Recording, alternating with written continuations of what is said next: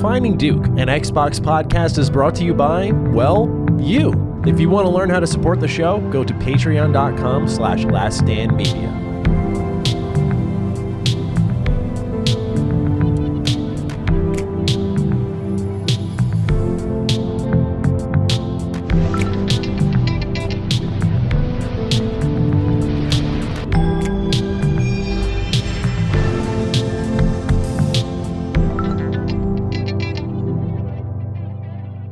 Salutations, everybody. It is Maddie here today. Welcome to episode 213 of Defining Duke, a Xbox podcast. Today, I'm joined by Mr. $465 million in his pocket, Lord Cognito. How was your December, sir? I made all this money. Bro, it is absolutely nuts. Man, listen, it is the most good busy I've ever been, but man, it is getting overwhelming. Like you were talking before. Yeah. It is getting overwhelming with all the stuff that's going on. And There's a lot. Man, things to talk about, things I'm excited about, things to do. Yeah. Then the later year stuff to plan. But good thing is I had my eye doctor, my little health as well segment. I had the my glaucoma doctor. I usually go there, my specialist, to check that. So they do your pressures, they make sure everything is good. That's the main thing if you have glaucoma. Like I have I would say a light version of glaucoma in the left eye, but it's not like super serious to that effect. But they noticed it and they're like, hey, you gotta take these drops, you gotta stay on top of it. And the only thing I hate is I put it on Twitter. There's this machine I have this love-hate relationship with that tests your field of vision. I call it the Starfield game. Like you look into this thing and it's like stars all around, like the Starfield map. You know how the map in Starfield is all over the place with the constellations? And like you gotta stay still and you have to track this stuff with your eye. And you got to press the button whenever you see something flash. And that thing will drive you crazy, bro. And then you start freaking out when you don't see nothing. You're like, I know what's going on. I don't see that. Am I blind?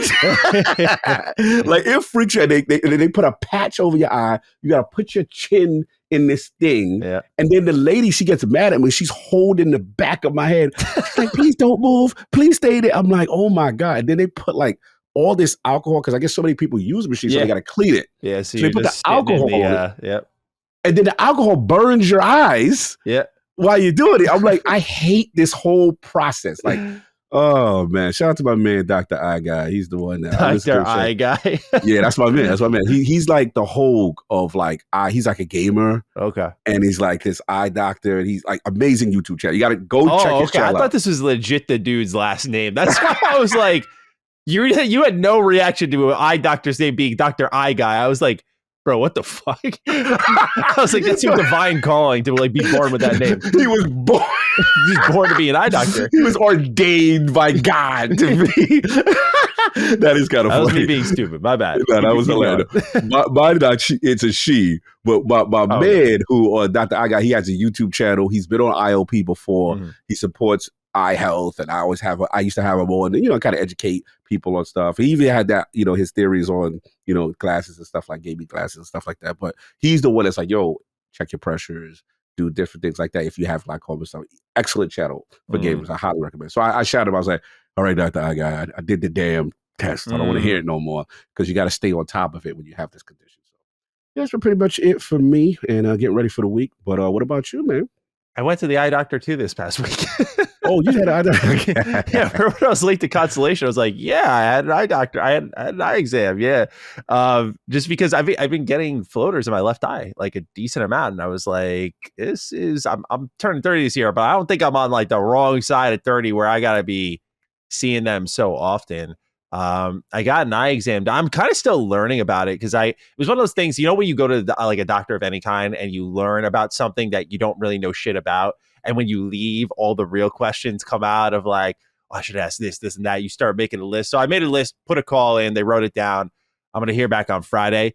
But nice. Because I don't even know what it's called, but like, number one, you're probably going to see me on Duke next week with glasses. Ooh, I know. We debuting. Yeah, I got the Alchemist style. So I'm going to get a little Harry Potter style going on here. Very excited about. I don't know. They have these digital try-ons. I'm really just playing with fire. I don't know if I'll look good with glasses. Like I don't You've done it know. before. Yeah, but They were I don't know. supposed. They're like clearly geeky gamer glasses. I'm talking like these. I have to look, if I'm gonna be on camera with them and stuff, gotta be stylish. I had to pay for the coating, so there was no reflection on No them. reflection. Because the ones I got over here, which are just like computer glasses, heavily reflective. Oh yeah, heavy Yeah, reflection. you could see everything on my screen. You couldn't even see me. But it was like plus 0.75, like nothing crazy. Like my vision's still technically 20/20, but my eyes get fatigued like really easy, of course, like by the afternoon. And she was like, this will ease a lot of that. And you won't get headaches at the end of the day and stuff. I was like, bro, the so migraines. she said, like, give it a try first, like get a cheap pair. So naturally I like went all in and did not do that and got like a high quality pair. Cause I was like, well, I don't want to try like a $10 pair of Amazon glasses and be like, oh, this doesn't work. So I went to Glasses USA and I kind of just got them like the prescription fitted, everything like that. I was like, yeah, let's just see. Let's learn. All right, so debut next week? Yeah, debut next week. I at least provided they ship. I forgot to put whatever the fuck Prism is. I'm learning all of these like terms for glasses, but I forgot to put that in the glasses. So Glasses USA was like, hey, you didn't punch anything in for that. So I had to like call their customer support line, add it in, give them my card. And so now it's order processed like a week after. Right. But yeah, so I did that. But the other thing that was strange with like the floaters was, I guess a part of my left eye is not like my vision or like the iris, like down here, like I guess off the eyeball in the whites for those who are audio listeners. They said is like weakened, and that's how the floaters are getting in. So she says like, first off, don't go skydiving. I was like, you don't got to tell me twice. I was like, yeah, I don't plan to do that because I guess the idea is like the pressure could cause some sort of issue. She was like, don't go to Colorado, don't go to high area altitude for now. And so I was like, okay, got it. Like I don't have any of those trips planned. I was like, I did want to go to GDC. I was like, can I travel? She's like, if you're good next month, you're good. Like go. Okay. I was like, Laylee and I want to go to Japan though. That's a high altitude, longer flight. Yeah, I know. Everyone in my life seems to be going to Japan this year. It's crazy. But Laylee and I really wanted to finally go. And she was like, I'd wait 6 months. And I'm like, okay, I don't mind doing the wait and see thing. But of course, number one, I finally just got to traveling on a plane. Like, you're fucking kidding, right? Oh, you just got over the, I was like, you're fucking kidding, right? But she struck me as extremely cautionary. She was like, you're extremely low risk. I just want to safe rather than sorry. Gotcha. So once I, made the call to Mama Maddie place, to my wife, just filling everyone in, they're like, did you ask this? What about this? I'm like, no, I didn't think of that. No, you gotta have that moment of shame. Like, no, I didn't think to ask that very obvious question. So I'm still learning more, but yeah, I don't know if there's like a treatment or anything. I don't know if it's just something I got to deal with or what. It's not like bad. My vision's fine. Just occasionally get a little distracting. Like, oh, there's a little, there's a little floater. Like during this show. It typically happens when I'm looking at like a white screen. Otherwise, I'm usually good. So I don't know. My left eye has always been like a pain in my ass. Just fucking take it out, man. Just scoop it out at this point. Just take it out. Yeah. This shit's like dry all the time. It's Do you use like the artificial tears? Yeah. So when I first went in there, the left eye again, I had this kind of bump on the white by my eyelid. And what would happen is like my eyelid itself would rub into it and it would get irritated and feel dry, even though it wasn't. Turns out it was like it was from allergies. Like she's like, you have severe allergies in your eyes. This time when she looked, she's like, they're less so, because she told me to get Pataday, which is like an anti-allergy eye drop. And I mean, these things are like fucking magic. Like when my eyes are bothering me from my allergies, like boop, boop, good. Yep. Good. Golden, nice and smooth. Don't even think about it. But I'm always, I mean, I think people have gotten this vibe on the show. I'm always I'm pro medicine, but I'm reluctant to become reliant. Yes. So I don't want to this is a good fix. This thing will fix me up, but like, it's not permanent. Right. Eventually my eyes will get used to it. And I think they've said if you keep using eye drops consistently, like you deplete how much they'll actually naturally hydrate. Right. So what I've been doing is, like in the shower, just letting heat kind of hit it, then using eyelid wipes, trying to just keep those are my joints. The pores clean. Yeah, the what's they called? AccuSoft? Those are the joints for the morning. Yeah, bro. They're like a blue packet.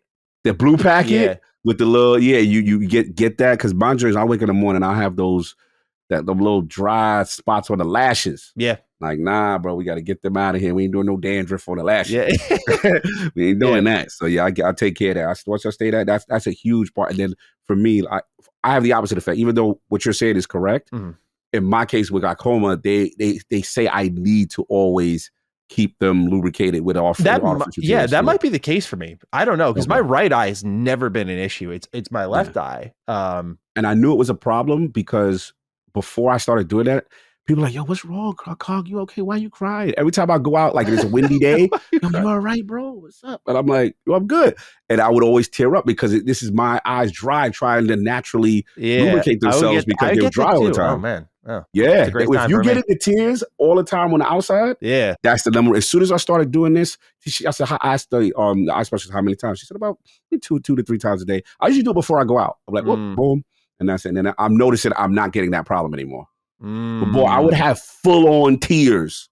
People look at me like, there's sometimes I'll be like out on walk. Is this like just any kind of weather? Or is this like specific weather? Mean, it's mostly any kind of weather, but definitely more. It happens more if it's a colder day. Okay, same. I think we share that same thing. Yeah, we brothers in the Yeah, let's go. Give me some glaucoma. I'm down. He's like, wait, give me that vertical. Cog's great, man. If I'm more like him every day, we're doing well. So give me some glaucoma. Yeah, let's go. But otherwise, all good. Yeah, it's just funny. We went to the eye doctor like the same week and got that all looked at. Yeah, like I said, like to open up the year, I was like, this is my health is wealth journey. Like I'm hitting the doctors. Got a new physical set for the year. Heart doctor the week after. Nice. Just getting the full exam step by step as I go along here, because I think it's so important. I'm not really neglectful of it, but like since I moved here to CT, like all my doctor shit has been on the back burner because it's frankly it's been a pain in the ass to set up. But now like did the insurance over the break, got all the doctors established, and so we'll see where it goes from here. But turning age 30 this year, gotta turn up the notch a little bit on just being a little more aware of what's going on, I guess. I love it. Yeah. You're good, man. 30s are fun. 30s. No, I'm actually not dreading it. Like I mean, I think I dreaded it like 3 years ago. Frankly, like I did all of that back then. But now I'm good. I'm just like, cool. This year I've felt very at peace, like, I don't know. I've been exercising more. I've had more free time because we have like 2 editors on, one for each channel. So one of my things was like, how do I create more time while doing what I love to do? It's like, can I get away from editing? I like video editing, but can I like get away from that? And so like Dan and Josh have been like huge and kind of just handling the channels, just letting me focus on being on camera, hosting, and it's kept my brain fresh. And you know what also I've been doing? What you doing? Got the Nintendo DS here. Oh, he taking it back. Yes, sir. Little brain age. Wow, you got the brain because they got Sudoku on this thing. Ooh. And I've been big on Sudoku. Okay. I've been doing it every day for like a couple of weeks now, and I feel I'm sharpening up. Like I'm, because there's a lot of studies done on how beneficial daily Sudoku is to you. Every older person I've met that has been sharp at an elderly age did crossword puzzles or Sudoku every day. Get down with this, huh? This is my pocket. I gotta get down with this. Bro. And the thing is, Sudoku is like 20 minutes of your day, and I think it's very fun. But it also just challenges. You know what I realized, bro? And I might be speaking to the soul because our audience is around like our age range. Like once I got out of school, you could not have gotten me out of there fucking quicker. I hated school. Get me out. So you indulge in all the things you love. That becomes your life. But you don't realize that you start to lose like a critical thinking skill. Yes. Like that ability that's the one thing school does for you that you just don't realize until you're away from it.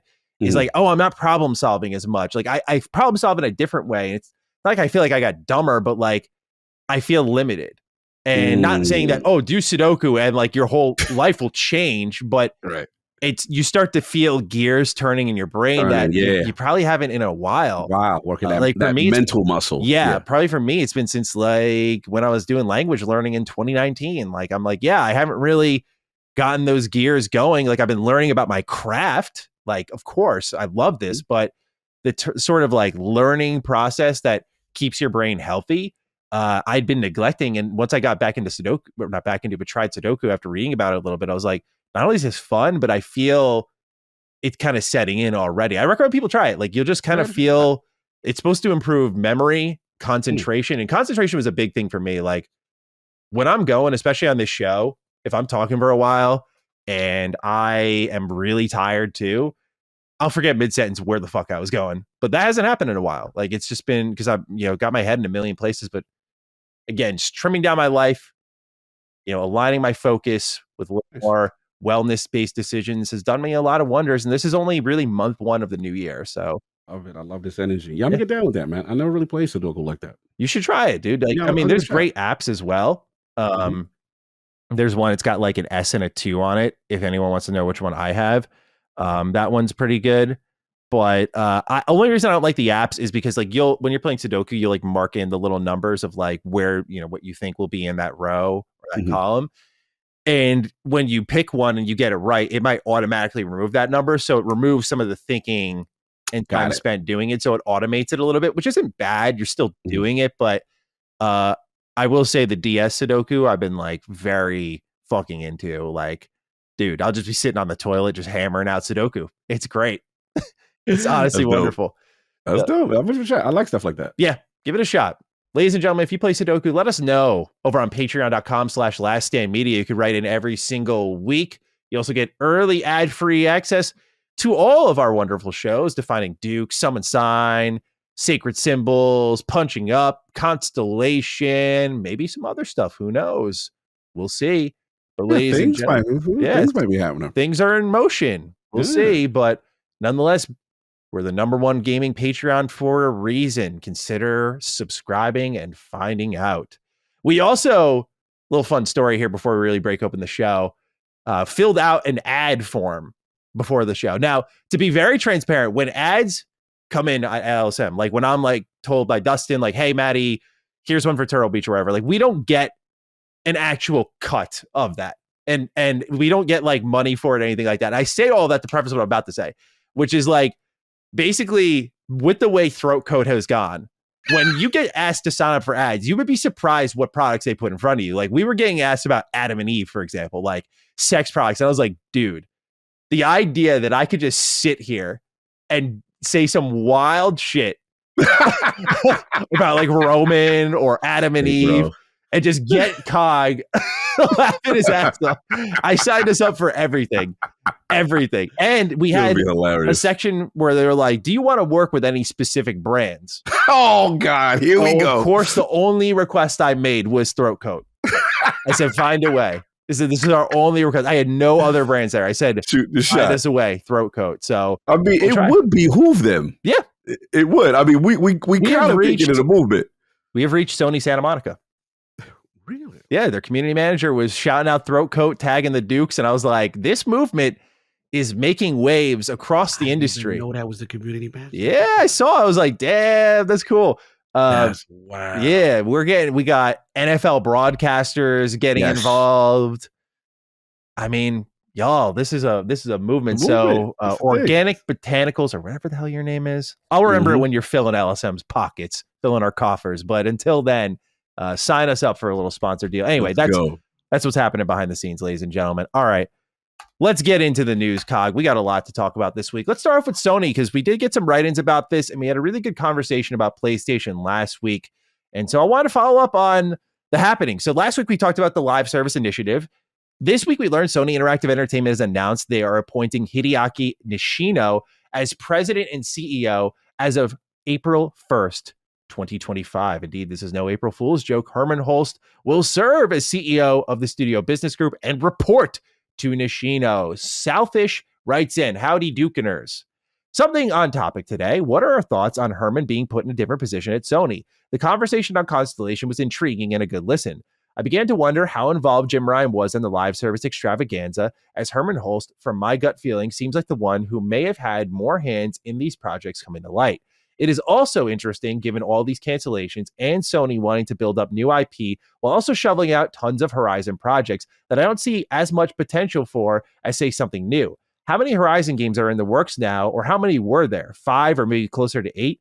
I don't know. I don't hate Horizon, but it seems like a misjudgment to go balls deep on the IP so consistently when I'm sure the creatives in their studios likely have some amazing ideas to build new worlds and give the PlayStation audience a deserved shock of excitement from some new, shiny possible franchises. On a random side note, I would really like to see one of Sony's first-party studios try their hand at an RPG akin to Dragon's Dogma, just to see what they can do with the mechanics like climbing monsters, or maybe something closer to a genuine mix of Monster Hunter and Dragon's Dogma in an open world with a familiar but unique setting. Anyways, I'm a huge lore guy, so that kind of world always gets me going. Always really enjoyed your recent content, Maddie. I could listen to a deep dive from you on some games if that ever tickles your fancy. Thank you and love you, Cog. Always be you, brother. Thank you for the write-in, That's Stoutfish. love. Very That's kind love, of man. you. Salute. Cog, what do you make of what kind of reads as a demotion for Herman Holst? Yeah, I mean, that's pretty much as simple as that. I mean, obviously it's funny because we just did a crossover, right? And we were talking about, one of the things without spoiling too much, because obviously it's a great crossover. It's going to be dropping soon. The Duke boys and the Sacred boys get together, you know what I mean? And, one of the things that we kind of discussed, which was kind of made a great point, which is like, you rarely hear of any successful company having multiple CEOs in the role, like a joint CEO kind of thing. It's really rare, and it's not something that you see a lot of or success from. So now with this news, to me, it's clear as day, in my opinion, that it was a transitionary piece. Make them joint. I take it that Hiroki, again, from the top, he's been very vocal about how they need to be better from the business. Yeah. And I think that, to me, this seems like, okay, if we have to shift blame in a way, like the Ryan and host regime probably is not viewed very favorably. You know what I'm saying? As far as the results, we know about the live service failures, we know about the shifts and stuff. And if you see Totoki's comments, he's very aggressive about PC and multi-platform kind of pushes and stuff like that, and profit margins and getting the most out of that kind of stuff. So I look at it as, just like you said, this to me is a soft emotion. Now, obviously, Herman House is not out of the building. He's still there, right? He's kind of like overlooking all the studios. But you were once the CEO, right, of the whole thing, and now you're going to have to answer to the guy you were exactly, and then he's going to, and then Totoki's got another role himself. Like he put all the crowns on, saying, kind of thing. So it's interesting. They're in a shakeup, and I just look at it as major. I look at it as major course correction. That's how I look at it. So we'll see how this goes for them. But what do you think? Yeah, I mean, this is, once again, we know that Sony is, most of their revenue is driven by PlayStation. Like, we know this to be a fact, and so that's what makes them different from Xbox, and why their move was such an aggressive shift here. Like, at the start of the generation, they pulled together these couple, I forgot how many millions of dollars, to fund these live service games, to just dump them into those and give them more resources to kind of expand beyond their single player initiative. And when that goes up in flames, with someone like Microsoft, it's like, you got Microsoft there. Like, they can kind of, they survived the Xbox One gen, a dead year in 2022 for the Series gen. Like, you can see what having Daddy Microsoft does to help Xbox during certain stretches of rough patches. Whereas PlayStation, it has to be a more immediate reaction. Like, a Concord on top of what happened with 2 more canceled games is a sign that they need to make a dramatic pivot. I don't think that needs any explaining at all, but the reality is their business needs to get more in line quicker than I think an Xbox, which has been allowed to flounder a bit longer because they have money to blow, which is a sad reality, I think, because you wonder with some more tight orders and leadership, what Xbox could have been earlier in the generation, which is one of our questions we'll talk about in a moment here. But yeah, I talked a lot. I made a whole video about it, but I don't mind diving into some of those talking points. Like, I did a full deep dive on like PlayStation, like their first party layout, like what each team is up to. I do think PlayStation is currently being subjected to like Xbox has been, a little bit of recency bias of like a lot of negative news. Like, people are saying, oh, they got nothing coming out this year. I'm like, no, like when you look at their studios and who's reloading, I mean, some of their big ones are years off, but some of their other ones, like you have Sucker Punch going this year. Insomniac's probably going to have the Venom game this year. Media Molecule ended Dream support in 2023, but I imagine their full team wasn't working on that. Housemarque released Returnal in 2021, so they could probably announce something relatively soon, and so on. So yeah, they don't have everyone ready to go, but they have stuff ready, and they've shown this generation that they've been golden on the third-party partnerships. Helldivers 2 was second party, so make sure you're making the Helldivers 2. Yeah, I know, right? I forget every week, but Apparently they said I forgot last week, but I Purposely, brought bro. them. You purposely up to. But They I get brought it tired of up. you. I was like, I don't get it. I was like, I said that was their lead in the live service, but Think you slick, man. people are hearing what they want to hear. Anyway, I went into this whole, pardon me, deep dive with PlayStation and kind of highlighting like their PC sales, which they had really high hopes for. We saw with some numbers, Uncharted Legacy of Thieves, 569K, Horizon Zero Dawn, 2.39 million, Days Gone, 852K, and God of War, 971K. I think these are going to be exponentially higher in the years to come because I think that PC and console date is going to be closer and closer together, especially with what 100% Totoki agree. is saying. So 100% agree. I think PlayStation is primed to grow more than people give credit for. But as I said in our crossover, I will just throw out there that I think this has been a complete generation of squandered potential on both sides. And PlayStation is doing very well. 56 plus million, pieces of hardware sold by April of last year is excellent. They're running away with the generation. But and especially with attachment rates like, God of War Ragnarok with 11 plus million copies sold.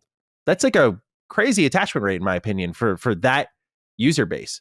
But I think it could be so much better in some ways for PlayStation if they had not spent so long wasting time with some of their key studios. It's 5 years since Naughty Dog has done anything.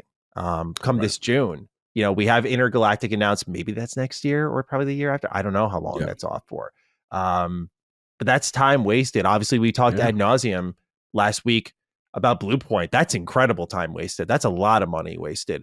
And I think that's why they're doing these leadership changes. It's like they can't afford to fuck this up. That's the thing. Xbox, unfortunately, can't afford to fuck up dramatically and spiral before recovering. And we'll talk about how much money they're making, where it's like things are looking great for them. If you're talking about the business side, which is what we always talked about, it really just comes down to brand identity. But yeah, at the end of the day, this isn't too surprising. And I think there has been a lot of Colin used the right term, hometown favoritism when it comes to Herman Hulst. And I think it's obvious. Concore's the next Star Wars. There's no need for this much Horizon. I like Horizon a lot. There's no need for it. There's no need. Like, you're forcing the point. And I think when you have a biased party in a leadership position rather than someone who just needs to do what's best for the company, which is, spread the wealth, right? Quite literally. He can't be trusted. And so I think that's why he's got to report to someone now. Not that he didn't before, but it's like not his ship to run as much as it once was. And I don't know, looking at PlayStation this generation, I think it's the right call because again, they are extremely successful, but if you talk about their vision at the start of the generation, what they wanted to execute on, just like Xbox, they failed. And so it's a generation of missed potential. No, I agree. I think it's definitely, like I said, taking the reins away from someone who may have been a little bit excessive, right? And now we have to get this thing in order. And it's kind of funny because I was getting, people were hitting me up like, "Oh, you called?" And I was like, "Hey, I just say like in general, when you have those kind of missteps, right? That's what kind of happens, right?" And I was surprised, obviously to see it, the timing based on the last episode, what I said, and then obviously this, what happened. But I mean, I just, it's one of those things with them, infrastructure wise, they're in a transition, and I think that they will definitely start to pivot as far as the PC stuff day and date.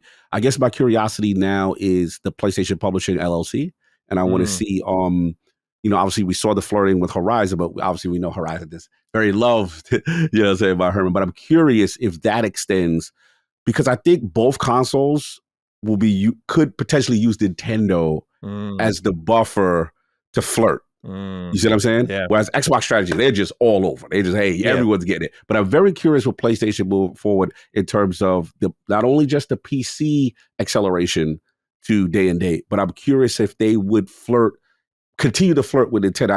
I don't think they're ready to flirt with Xbox still yet, because to your point, console is still the core of the business, and they can't afford that. You know what I'm saying? To squander. So I am curious though with something that they consider lesser IPs, or they may think kid friendly, that the Nintendo audience may be interested in. Would they flirt with something like that? I'm very curious about that. Yeah, it'll be interesting to see how they handle that sort of, I wouldn't say multi-platform shift, but like the gradual, like what they did with PC, like, okay, you've had this for 4 years. We're bringing this to Switch 2 now. Like, will they pull that trigger? We'll Yeah. see. But We'll see. Nicholas Brillhart has an interesting question, Cog. He says, "Greeting, Dukes. In the last week, PlayStation has canceled multiple poorly thought out projects and angst one of their co-CEOs. If this was Xbox, the dream would be dead and the media would be swarming to the corpse like flies. I'm not here to talk about the hypocrisy, though.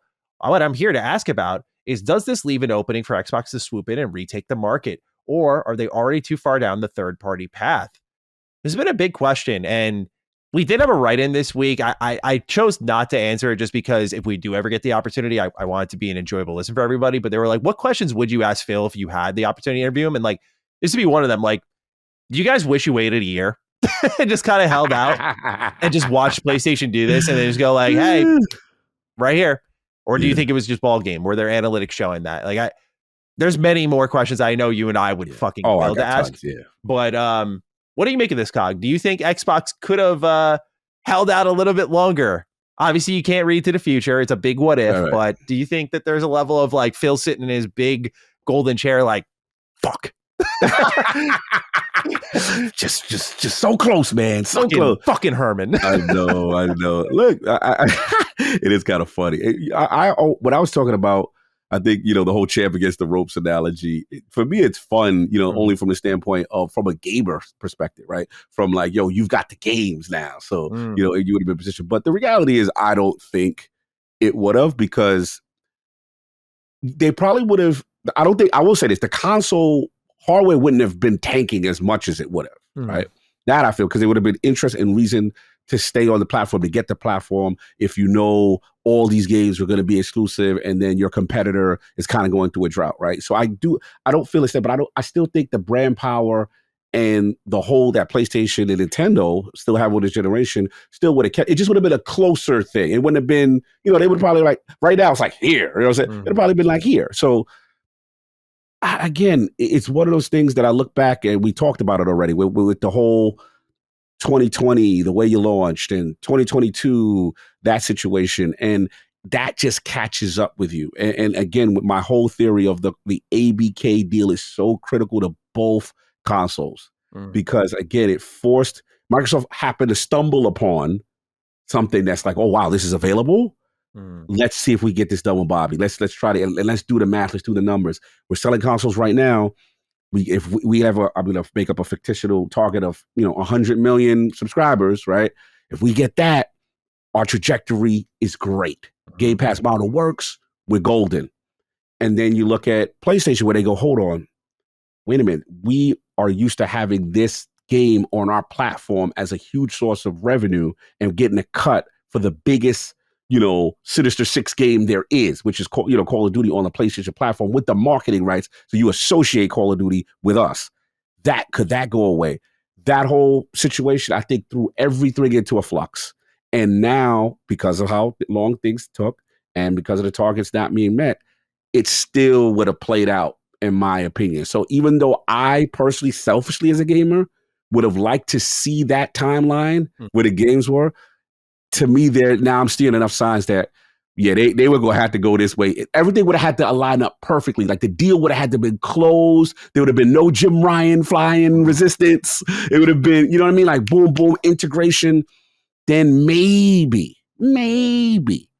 But I just think, I think this was ultimately the path for them, which is this multi-platform approach. And we'll talk about how things, the early data that we're seeing so far from it. Yeah, nothing to really add. It was ultimately inevitable, right? Yeah.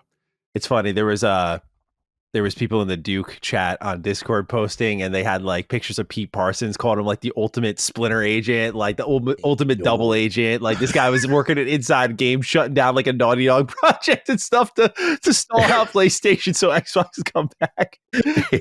Say your man is a sleeper cell agent. Oh man, that's not gonna work. I don't think so, gonna work. Guys, he gets on phone with Phil. They fucking canceled it. I can't believe it. It sounds like I'm talking to King. This fucking guy, Herman, can you fucking believe it? It is wild looking at if the what we assume to be true is Bungie having control and say so over those 12. Yeah. And we both said factions in the Spider-Man and the Great Web one were ones that at minimum could have come out and we felt should have been at least solid. Yeah. Even if they didn't have the long tail, they could have at least been solid just conceptually. Mm-hmm. So it is interesting. And then what's so ironic is they themselves have been horrible. We'll get into what I've been playing, but it's just like they couldn't even manage themselves to be now worrying about what PlayStation Studio is going to do from a live service standpoint. Oh my God. Yeah, it is very ironic. I will give you that. Fun conspiracy theory. Yes. Next up here, Cog, let's talk about Ninja Gaiden 4 coming out fall this year. During Phil Spencer's interview with Gamertag Radio, he revealed that Xbox was, quote, knocking on doors, end quote, over Ninja Gaiden 4 about 6 to 7 years ago. And I wanted to also throw in some other tidbits here. Number one, with this being an Xbox Game Studios title, this means Xbox fully funded this thing, which I think is important. But it's brought up an interesting, which Dustin calls out at the end of our crossover, which we never really had a chance to talk about. Yeah, let's but go. Aaron Greenberg is claiming that this is a first-party game.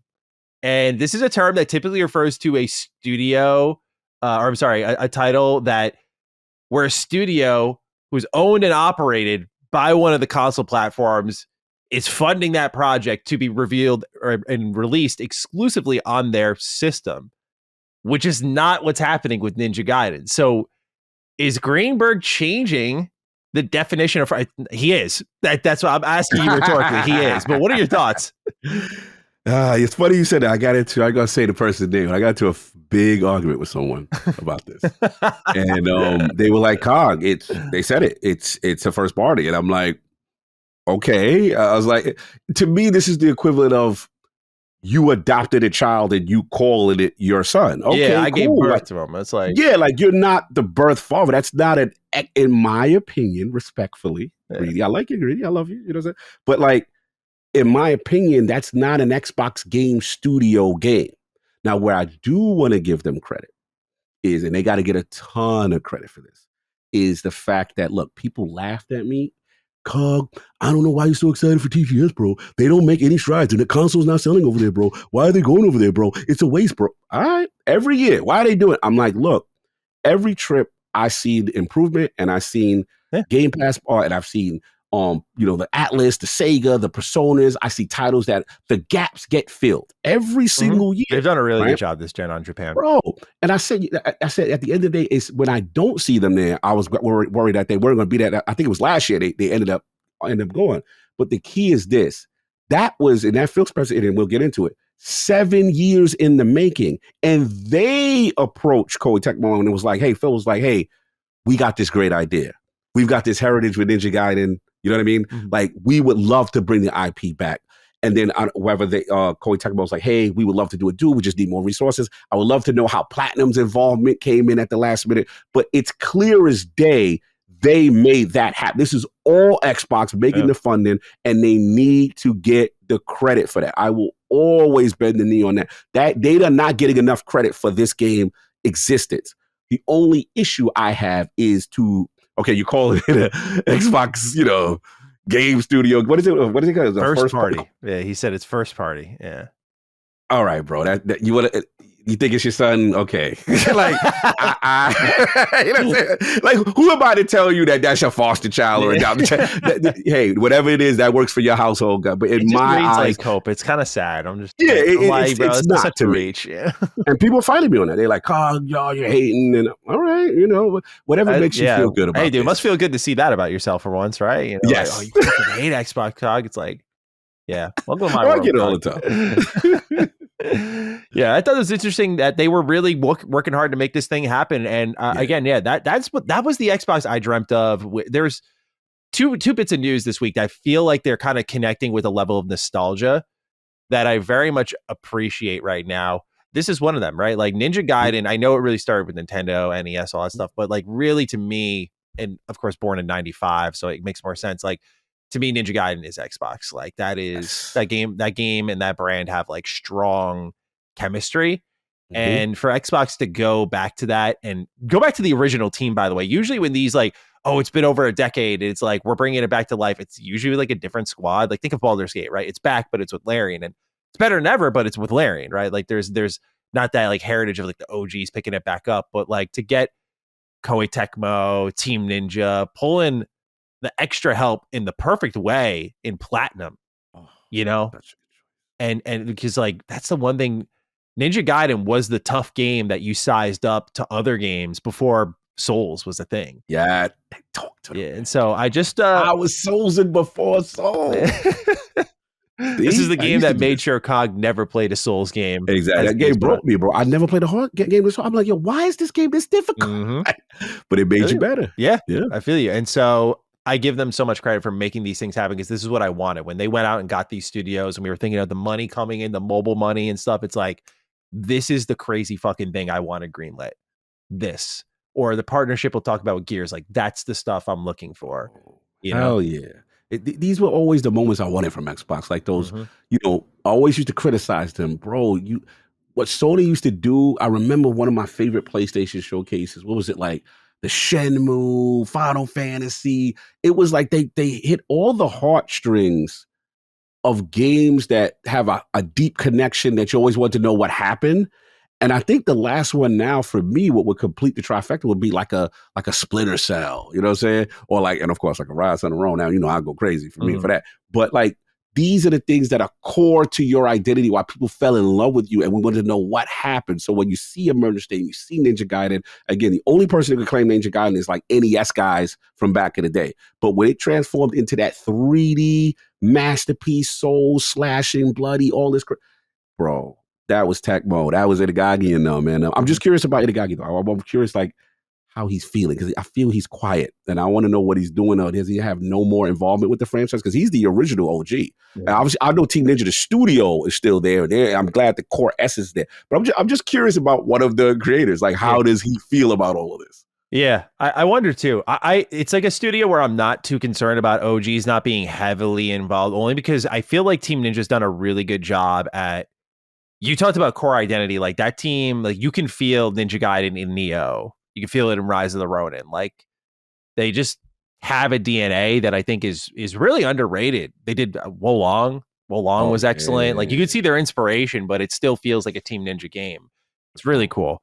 So I'm super excited because I do think that Ninja Gaiden 4 is going to be insanely good. Like especially because they talked about like the mob battles, which is like Platinum Game Special. And then the one-on-one fights, which is like the Neo special. And Neo had amazing boss fights. Neo 2, if anyone's not played it yet, Neo 2 is a top 5 Souls-like for me. It is incredible. Incredible. It's so good. They actually went, and they're confident. When they were about to release that game, they said that Neo 2 is gloves off for them. And it felt that way. The amount of loot you get, the bosses, the content, the build crafting, it's excellent. Superb even. Just really good. So yeah, familiarize yourself with Team Ninja if you have yet to. Year of the Ninja, baby. Yes, sir. All right. Gears of War E-Day in 2025? Let's talk about it, Cog. Gears of War E-Day was revealed as the final game for Xbox's Summer Showcase in 2024, and it appears we may not have to wait long to play it. Following up on swirling rumors about a 2025 release window, Tom Warren of The Verge claimed he had heard last year that Microsoft was planning for a release then.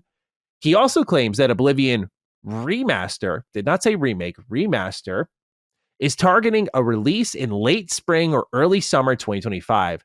He then randomly says he, quote, hopes we hear more about Contraband and Clockwork Revolution at the Xbox Summer Showcase, end quote, which if you've not read Tom Warren's work and familiarize yourself with things like this guy just drops hints all the time. This is clearly one. So you can probably expect to hear from these games as well. Cog, what are our thoughts here? Gears E-Day in 2025. Could they do it in a year where we're already expecting Fable? Now we're suddenly expecting The Outer Worlds 2. Does Gears E-Day get thrown in there when we already got like 6 games in the front half of the year? Plus, by the way, sorry, I don't mean to interrupt you. I got to throw out there, though. The games they're porting to PS5 and Switch 2. That's a lot of content. Call of Duty every year. Do they need Gears? Look, I'm with you. This is gonna sound very wild for me to say. Like, I don't want it in this year. Look, if it's ready, God bless. Who am I to tell the team don't drop a game that's ready? But what I think Matt Booty has been very clear, Phil's been very clear, is that now that you're in this cadence, now you have the luxury of being able to space things out. We've seen cases of that with Avowed. We're like, hey, we're going to move that into 2025. So me personally, with the line, especially now that Ninja Gaiden says it's coming out this year, that throws a whole nother major franchise into your release window. And again, you got the juggernaut that is Call of Duty, and we're forgetting there's a boogeyman this year. Grand Theft. There is a boogeyman right now. So look, am I going to be mad that Gears came out this year? No. Selfishly, I would like the cadence spread out selfishly so that, it would breathe into 2026 when you most likely going to have, Clockwork, I'm saying is most likely coming. I don't know if Perfect Dark State of Decay definitely should be another one. That should be like a 2026 game. We're starting to see what 2026 could already line up. And to me, Gears kind of fits with that. But I mean, look, if they drop that many games, that would be a game, like 1 or 2 games a month. And we're still forgetting about a tower board. We're still forgetting about a replace. There's still games that we are forgetting. And get this, remember, it's coming up time that Forza got to start talking again. Horizon, they got to start talking soon. Like, it's getting to that point. So I'm no disrespect to Target's Tom, he'd be definitely dropping hits. My gut on this is that this was last year. They were targeting. I'm going to say 2026. I would be shocked if they did that to Gears. Gears needs, it's a moment. It needs its own, you know what I mean? Like to bury it with all these things. Yeah. Like, I mean, they have the benefit of like one of Gears, Outer Worlds 2 slipping into the top of 2026. And that's not a bad thing. Like, Developer Direct's going to be in January. And if you kind of like Avowed, I'm excited to use my Xbox because I know I got Avowed right around the corner. And of course, Developer Direct always does a great job at laying out like what's coming up for the year. In this case, the front half of the year, which just, again, really insane. So yeah, I think Gears E-Day could slip pretty easily to like a February even. Like if they were looking at it as like a December game, it's like it slips into February. I just hope Fable's the one that sticks. Like that's the main holiday title. Like I think it's time. Me too. Not even I think I know it's time, man. Like it's been around for so long. I think the expectation of the Xbox community is already there. Like this thing needs to be dated this year. It needs to release this year. Like it has to. It's been so long that they've been working on it. And you talked about Gears needing a moment. And I agree with that. Like the question mark that I am very interested to see how Xbox handles is what they do with the summer showcase. They always pick one game. And this year feels like the double feature moment. Like we're going to do like Gears and Fable, like just huge, like 15 minutes on each or something like that, or 20 minutes on each. I just don't know how, because those are so important to the Xbox's history. And I don't know how you pick one over the other. They both served really important purposes to building the brand to what it is today. And they both deserve their shot on the stage. So that's the thing I'm curious about is if they do come out in 2025, it's like, how do you pick? Yeah. And Gears sell itself more than a Fable? I don't know. I mean, well, Gears is the bigger franchise, right? Gears, when it comes out, it's going to be not in my heart.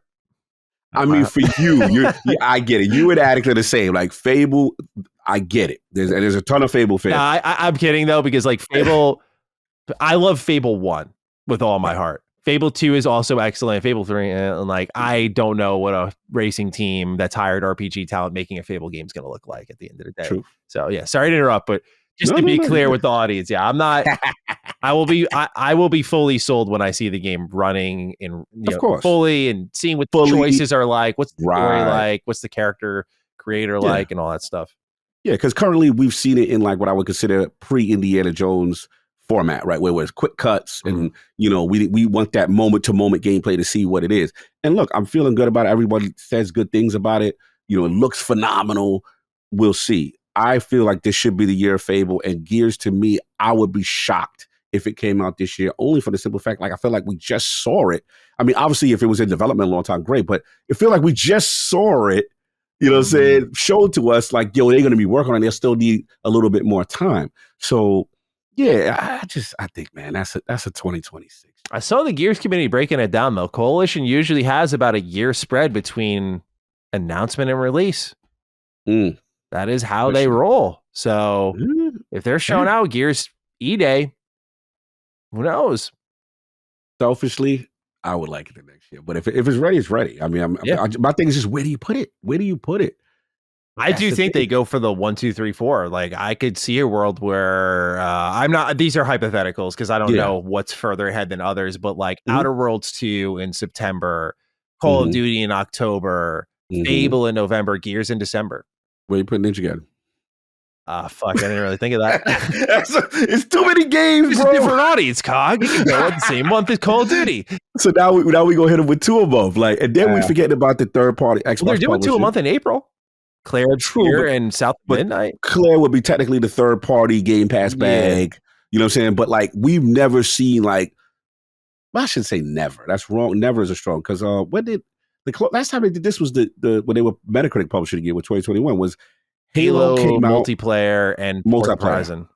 We both agreed that was like not a great. Yeah, vision. We didn't like it. But it ended up in their defense. Financially still didn't affect each other. I remember we saw the numbers came back. We were like, oh, wow, it didn't really cannibalize like we thought. Yeah. We'll see. But look, I'm not going to be mad if it drops that this year. I just worry about now spreading this thing out and having the proper look. But we'll see, man. This is an amazing year. Regardless of whatever happens, this is an amazing software line. It's a good thing to be debating here. Yes. Yeah. We having this problem. They're in a good place. Yeah, for sure. Yeah. All right. Well, sticking with Gears here, the Gears of War Judgment developer is back on Gears. As People Can Fly, developers of Outriders, Bulletstorm, and Gears of War Judgment have confirmed that they are co-developing E-Day alongside the Coalition. Separately, People Can Fly is also, as reported by Windows Central Gaming, working on a game of its own with Xbox Game Studios, codenamed Project Maverick. The game is based on an IP owned by Microsoft with a budget at the time of its announcement between $30 and $50 million. Ill Will 20345 writes, and Sup Dukes, with the announcement that People Can Fly is now co-developing Gears of War E-Day, is it possible that the Coalition could have more than one project in the works currently? Perhaps it's Gears 6 to finish up the trilogy, or a collection, or straight up remakes of 2 or 3. What's our feels on this, Cog? This is a great reunion to see. This is the other piece of news I was talking about earlier where I was like, I like these moves that are calling back to like the Xbox faithful, you know, like, oh, I'm not a Gears of War Judgment fan really at all, but I'm like, oh, cool. You know, it's awesome to see this. You're in the role you should be in. You're kind of the assistant here, not working on the full thing. Cool. But I feel like this project is probably like a Gears game. Like, I don't know. Yeah, I mean, maybe they're handing them Gear 6. Imagine that. That would be great. Oh, no, we can't do that. Coalitions, they got to do the main line. Because Judgment, if I remember, they had that director system where every single encounter could be different. I actually like the system. I think Judgment gets a lot of crap, but it's not as bad as people think it is. It's repetitive. Yeah, it's repetitive. That's all. But I like what they were trying to do. And then the fact that obviously it was like Bard story or something like that, or, you know, it was like a little bit of a spinoff in a sense. But I like People Fly the building. Now we got to talk about it now. If we're going to do E-Day, right, and now the strategy is out there. We rip the Band-Aid off. Multi-platform is the thing. Halo Master Chief Collection is going to go. We already talked about the cross.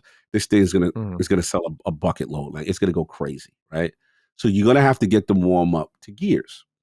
So in my opinion, similar to Master Chief Collection, you cannot be like, all right, Nintendo, PlayStation, here's Halo Infinite, here's Gears 5. No. You got to give them the OG. You got to take them back to how you got here. So now I think, and shout out to Special Nick because he's always been saying this, and I have to give him his flowers because it looked like it may be true. He's been fighting this war for a while. I've been fighting it, and I go hold you, Special Nick. I used to be rolling my eyes at you. Yeah. I used to be rolling my eyes at you, Special Nick, and you know you're the homie, but I'd be like, hey, you always say this every year. But this year, I mean, it could be, if these rumors now look like they're lining up with People Can Fly, that's the support kind of studio. You would put the support studio on a little Gears remake or Gears 2 or a Gears collection and say, hey, Sony, hey, Nintendo, Switch 2, you want to get down with this new, right? Yeah. You got to get this, and we'll resell the old joints. Now, I don't know if you put multiplayer on it. Maybe you just give them campaign. I got to see how that's going to go. Sorry, Gears fans, I'm not a fan of your multiplayer. It's just roll around shotgun, but God bless. If y'all like that, knock yourself out. But I do think that Gears in some form needs to come to those platforms before the original trilogy. before you give them 5 and 6 in E-Day. So, and then we have to assume that E-Day may have been worked on prior to the multi-platform strategies existing so that they are not ready to have a day and date situation maybe with E-Day. Because some games you could tell like they're not day and date yet with PlayStation and Nintendo because the studio, just the way things were designed, the way they're structured, right? So maybe that's the case here. So we'll see. But we forget about the other thing. Bro, People Can Fly is working on an exclusive title. Yeah. So we don't do exclusives anymore. What are we doing? I'm excited. Don't get me wrong. But like that excites me because I think me and you, even kind of like we're Outriders guys, right? Outriders was excellent. I thought it was so fun to play. So what are they working on? And if you want to take another stab at it, I thought you had a good foundation, man. I agree. That game got unnecessarily dragged into a live service conversation it was never part of. And I get the skepticism, but it was very quickly eradicated when this was a game that was just very Borderlandsy. I mean, I'm still chasing the high that running around that game gave me, like the dive bombing enemies and shit. Like, who's your class? What do you use? I forgot the name of the class, but I was like the dude who would like go up in the air, turn into a bunch of rocks, and then rocks and and I was the dude that would throw the turrets out. The builds in those games were great. Like I didn't give a shit about the story or anything like that, but that was a game that was just pure fun factor, very Xbox 360 energy fun. I mean, that's what I like about People Can Fly is like even Bulletstorm, like they make these kind of flawed games, but they have a strong fun factor to them. And I would say their only miss really was, for me at least, Gears Judgment. Not because it was bad. It was just like, here's another wave. Like, here's another horde. And it's like, you're kind of spoiling the thing that people like about Gears for your own gameplay. Gotcha. Which is like this side thing. Like the horde was a side thing. But nonetheless, I mean, they always have a strong fun factor. So I'm keen to know what they're working on. Maybe it's your Gears Tactics 2. Ooh, now that would be... Don't get me started. Yeah, I was gonna say, the only thing... I would say, even though I would love that I think that because Splash Damage did that before. Yeah, they're done so. Yeah, for some reason I feel like they don't want to go back. Yeah, I don't feel like they're gonna go back to it. I'm assuming the first one did not do that well. And that'd be a safe Splash Damage, it's pretty well known that it did not. Yeah. So look, new IP. I would love to see what People Can Fly can do with a new IP. And I want to give Outriders one other credit. They did things to this day that I would have loved Destiny to do, as far as just build, crafting sets, being able to take perks off of an item, put it onto something, holding on to perks like a passive, great skill tree. Me and Ebontis used to wax on like, yo, they've got some, for a person doing their first one, they had some really innovative, cool stuff. And to your point, fun. And the story didn't even take itself serious. It was hilarious sometimes. It was just like, yo, they don't even care about the story. And they know they don't, but they just having fun with it. And I'm like, all right, I'm just going to rock with it. And they had a decent little end game or whatever it was, Expeditions or whatever it was. Yeah. It was cool for what it was. Game. Yeah. Absolutely. Yeah, man. I'm down for People Can Fly, man. I want to see what they come up with. I agree.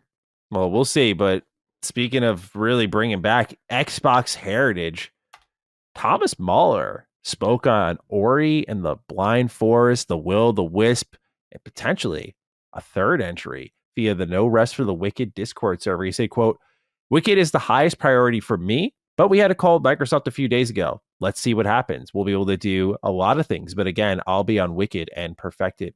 End quote. RK128 writes in, "Blessed day, throat goats.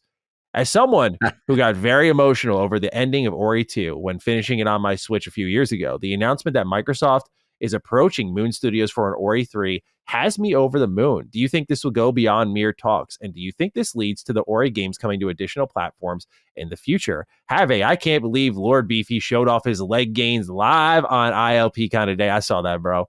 They killing me. I saw that. I got the Astro Parrot King provided the clip. I watched. Oh, yeah, the clip? Complete amazement. Like, ooh wee, look at that. Yeah. As you were just doing your squats innocently. Bro, all for a nice trip to Japan. all for Tokyo, the road to Tokyo, the things we do. Yeah. Now, shout out to the community. They were like, "Cog, you got to do squats." I'm like, all right. The King was angry me on. They were having way too much fun with this foolishness. But we got it done. We got it done. Good. Shout out to RK, man. Look, this is, whoo. All right, let's deal with the first part. So Thomas Muller, very interesting situation. First, let's give our flowers. Okay. Ori and the Blind Forest. Man, what a beautiful game. Yeah. One of the gems, one of the few bright spots of the Xbox One generation. I was so excited for that game when it got revealed. So fucking excited. It lived up to it. It was so good. Bro, that. And then Will the Wisp. Shout out to my man Sam Tolbert. I remember that was one of my first E3s. I was media. Got a chance to cover that game. Will of the Wisp, absolutely gorgeous. Then the music was everything about it. And then the heartstrings. Right? Yeah. This game pulls at your emotions. Right? I gotta play Ori again, man. Like, oh man, I gotta be going. I remember being very annoyed when Will the Wisp came out because it was not getting the buzz it deserved. And I distinctly remember saying in a video or a podcast or something, I was like, if this was a PlayStation game, the whole conversation would be different. And I don't pull that out often. And this is before all my console coverage, before anyone calls me a fucking fanboy, I was saying this shit. So I was just like, dude, that series, like, it's only on Xbox and Switch. It's not yet on PlayStation. Yeah, PlayStation. So to Arcade's question, I think it should. I hope it does. Maybe that's what Talk 1 is. Like, let's get this out to everyone. And then, hey, do you want to do a third? Like, how does it time up with you and Wicked? I love that they're going back to this. It's interesting because it seemed like there was some toxicity and a falling out. And, you know, shit happens, right? But now they're like, Xbox just seems to be wanting to greenlight a ton of shit that speaks to their heritage. Because I think, you know what I'm thinking? Here's how I think they're going about it. These ideas we had were actually good. People just didn't want them on our platform. Now they're seeing the numbers and they're going, oh, so Ori you would play. So Sea of Thieves you would play.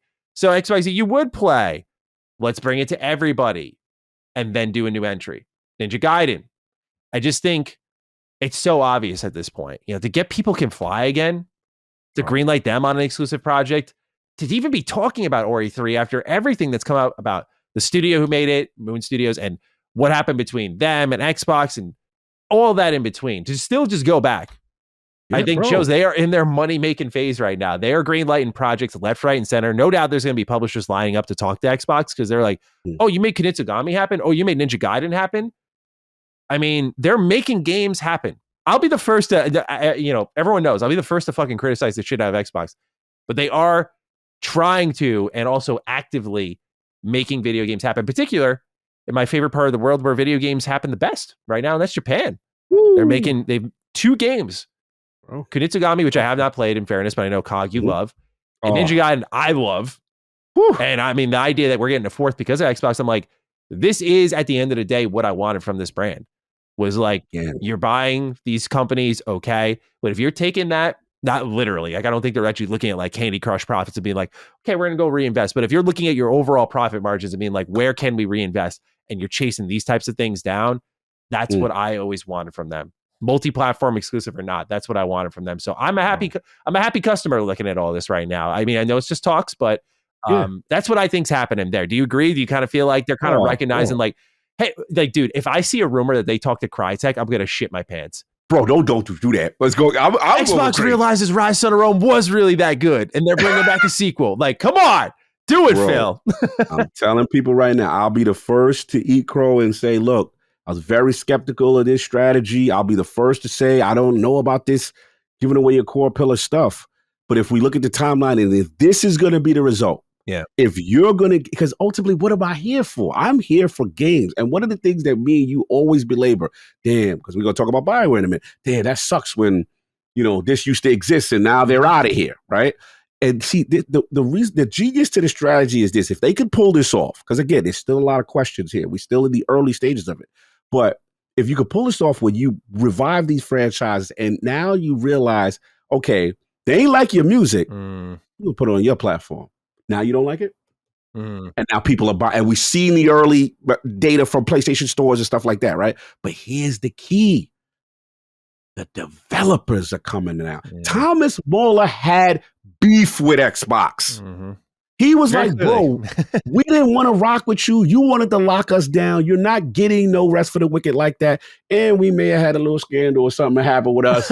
And you ain't support us with all. Remember they had their little situation. So we went to court. You wasn't there. You know, whatever. It was the homies was fighting.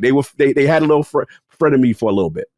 But now I love the fact that one, Microsoft reached out, he acknowledged it. Two, here's the other thing Thomas Muller is saying. He's saying, one, it makes sense because I want the games everywhere so that developers can make the most money. We want it on Switch too. We want it on Play. We don't want to lock it down and just one of you got. Oh, we'll do a deal with you then.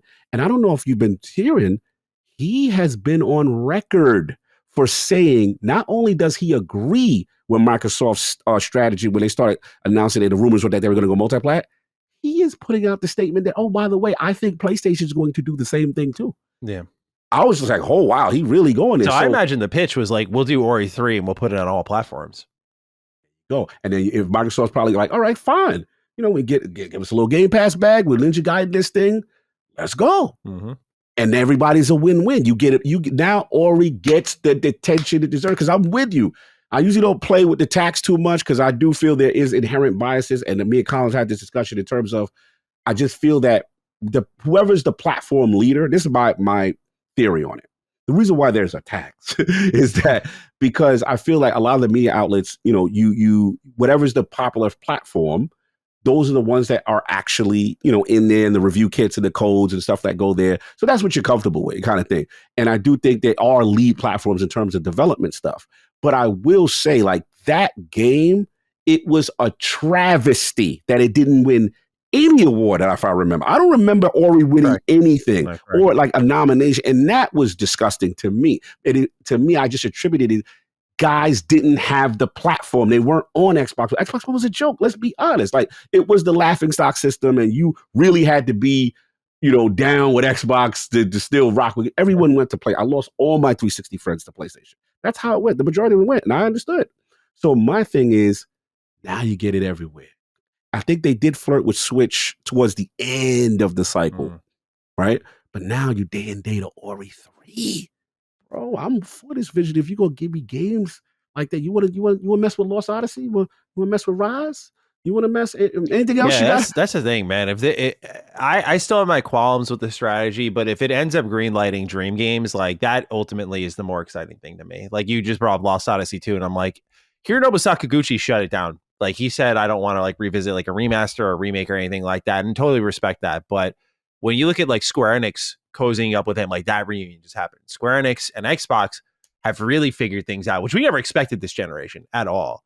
Mm-hmm. And if Xbox is going through Japan and again making things happen in meaningful ways, Kojima, Sega, Square Enix, Ninja Gaiden, I mean, Capcom. I mean, the list is there. I remember when Street Fighter V wouldn't be on the platform. It was a PS4 exclusive. Yeah.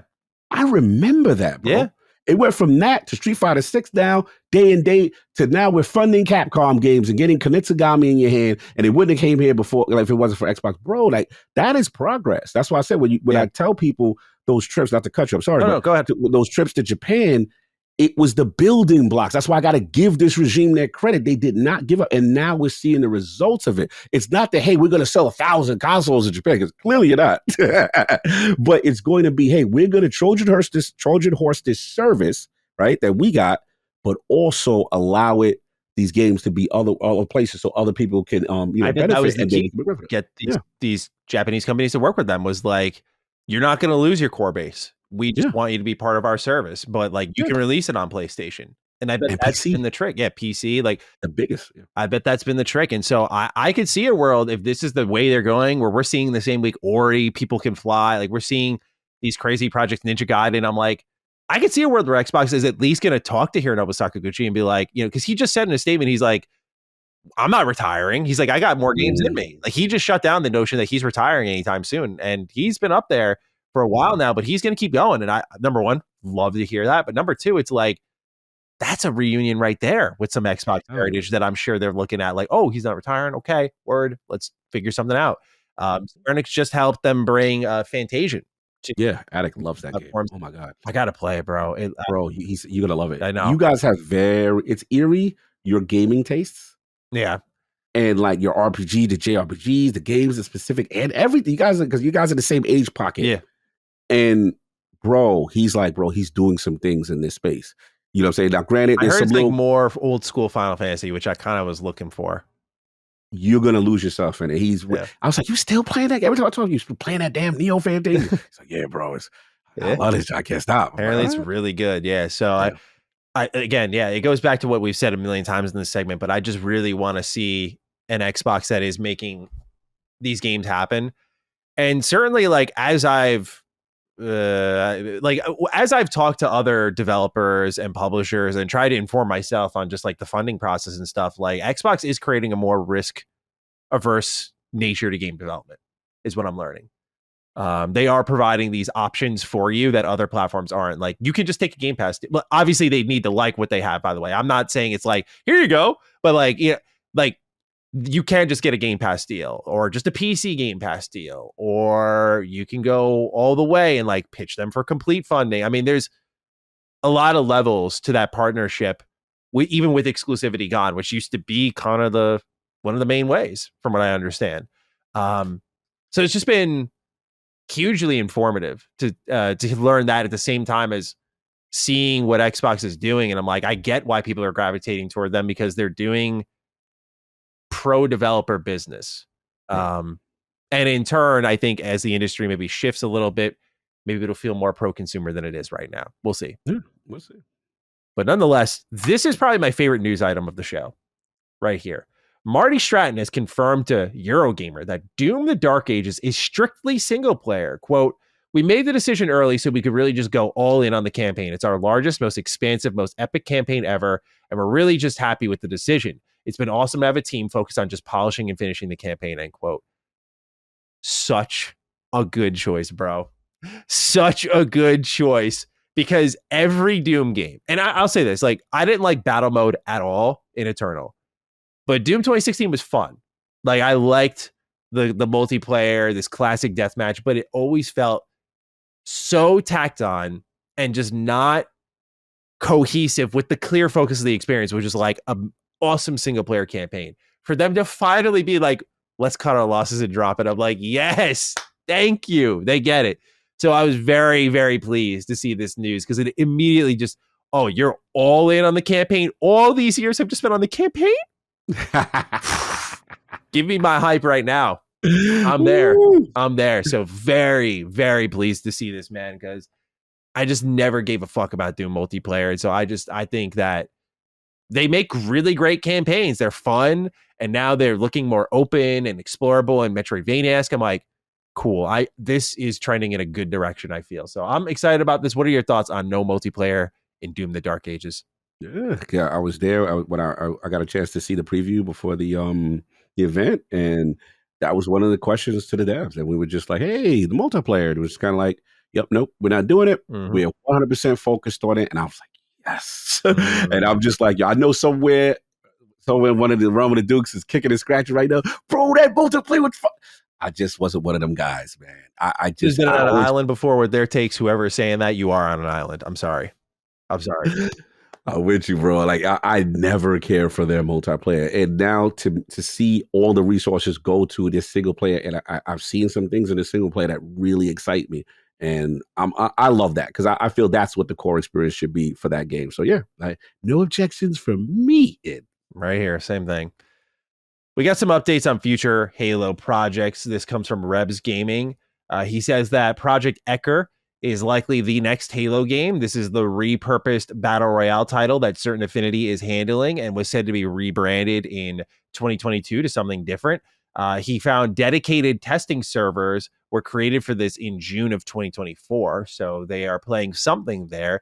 And Halo Combat Evolved, the remake, began pre-production in January of 2024. This is according to Connor Kennelly, a game designer at Halo Studios, which was found on his LinkedIn profile, which I just want to say, when I was writing the show, this thought crossed my mind, Cog. How the fuck does this keep happening? Talk to me. The LinkedIn leaks. How does this keep happening? Like, how do people keep putting like clear details about their projects? I guess this isn't like a big one, but I think it would happen with like Oblivion remake, like pure gameplay details and changes. It happened with Assassin's Creed. I'm just like, this has happened for like almost a decade now. Has no one just learned yet to like just put like, I worked on this game for this stretch of time? That's all you need on your LinkedIn. I was a game designer at Ubisoft from 2018 to 2021. That's all. Your portfolio is good, bro. but I see It's the so many flex. details leaking.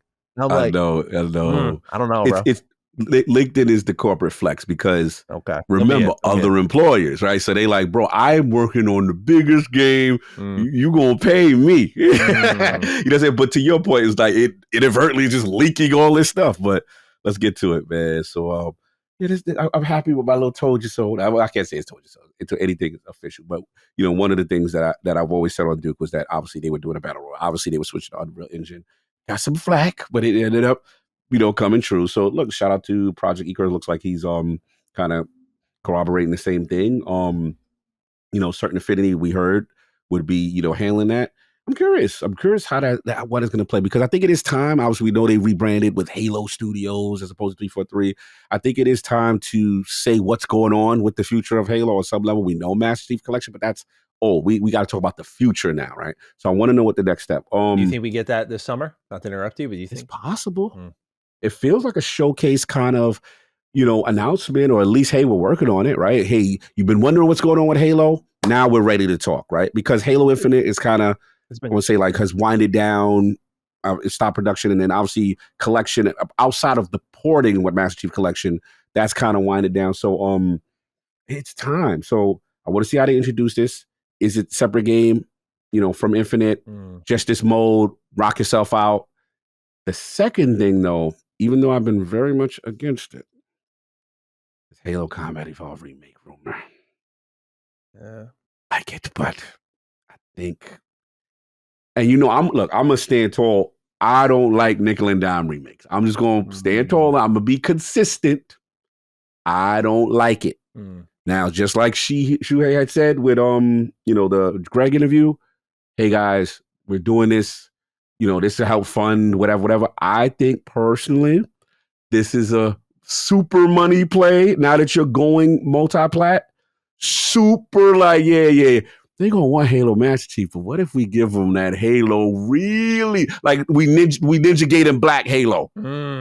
So I'm like, I see the play. It's so hard to imagine Unreal Engine and Halo, but I'm going to keep an open mind. I'm going to keep on. I'm be on the record. I'm going to stand tall. I don't like all this remaking.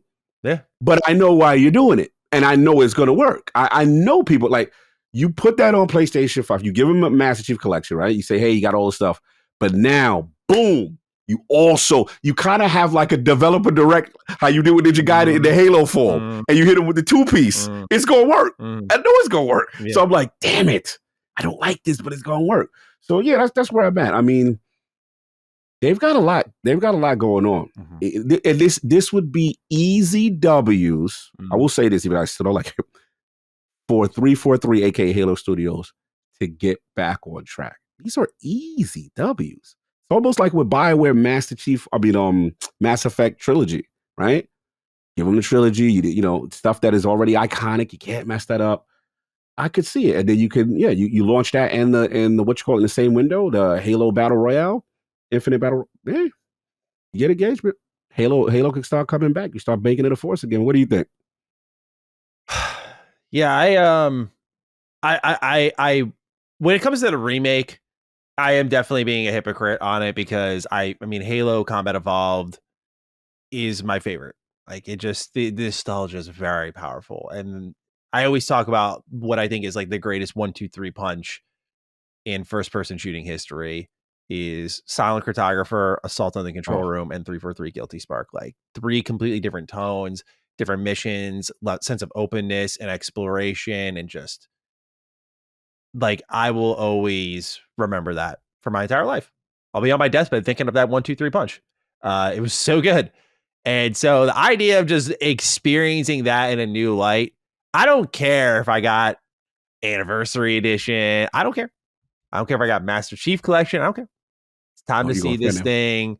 It's time for people to actually put respect on this game's name, because I see a lot of, no, it's Halo 2, bro. No, it's Halo 3. I'm like, Halo 1, anybody at all. Like, I get multiplayer is king, but anybody? Come on now. So I'm very curious to see if this game gets its well-deserved flowers beyond just being like, it started things. I'm like, it's still great.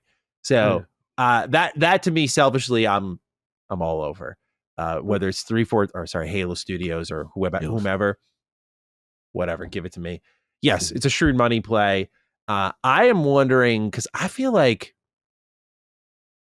it's interesting because the speculation when I was watching the Rebs gaming video, I don't know if it's speculation or informed speculation, but they were mentioning that like the feeling is that this Halo battle royale thing turned into an extraction shooter.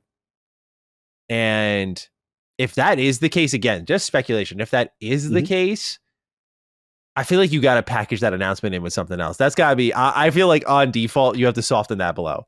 Like maybe at the direct for Nintendo, like, hey, you can get Halo Master Chief Collection, at launch, but also we have a new Halo experience for you that's different than anything we've done before. And package that in as like a free-to-play, downloadable multiplayer title for the Switch and obviously everywhere else. Have like this big multi-platform launch, see how it does.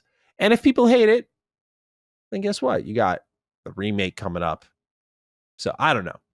No, I hear what you're saying. I think I'm with your strategy 100% as far as the rollout, minus the new extraction shooter thing on the Nintendo stage.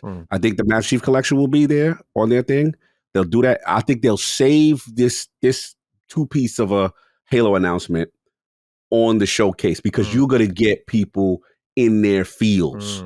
You have a showcase. You think they like step out and really like do a double feature announcement in the summer? I guess, yeah, with what they did with Gears, that kind of nostalgia seemed to work really well with people. So they're learning.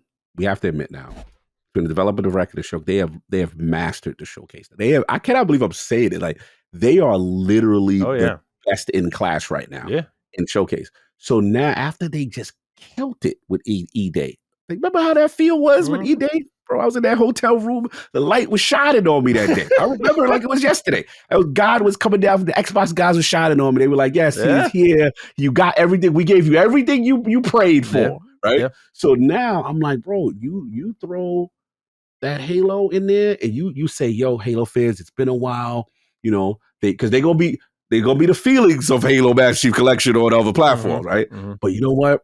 We got a new Halo. We recommitted to Halo. You're gonna see Pierre come out on the stage. You know what I'm saying? Okay. You already know how it's gonna go. They're gonna come out, he's gonna talk, and they're gonna be like, hey man, and boom, here's the new thing. They're gonna show gameplay footage. Maybe it looks cool. Okay, cool. And even if it doesn't look cool, if it looks okay, you go, but you know what? We here at Halo Studios, we don't forget where we came from. 7 years ago, we did.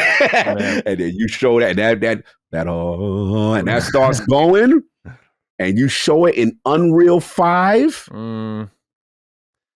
Yeah, I want to be excited, but just fucking that 343 era really crushed me in a lot of ways. And so fair.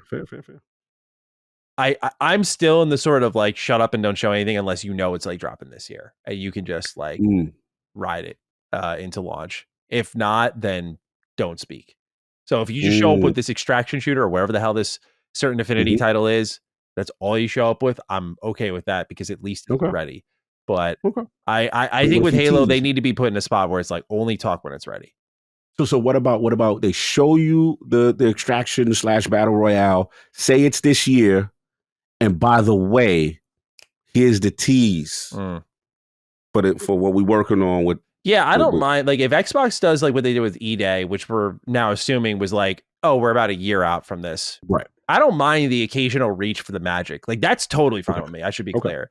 Like I think that's great because we talked about that heading into last year's showcase. We're like, okay, a lot of us were very strict on like keep it within the year window, and they did that, and then we realized like we need like one or two relatively distant to just kind of.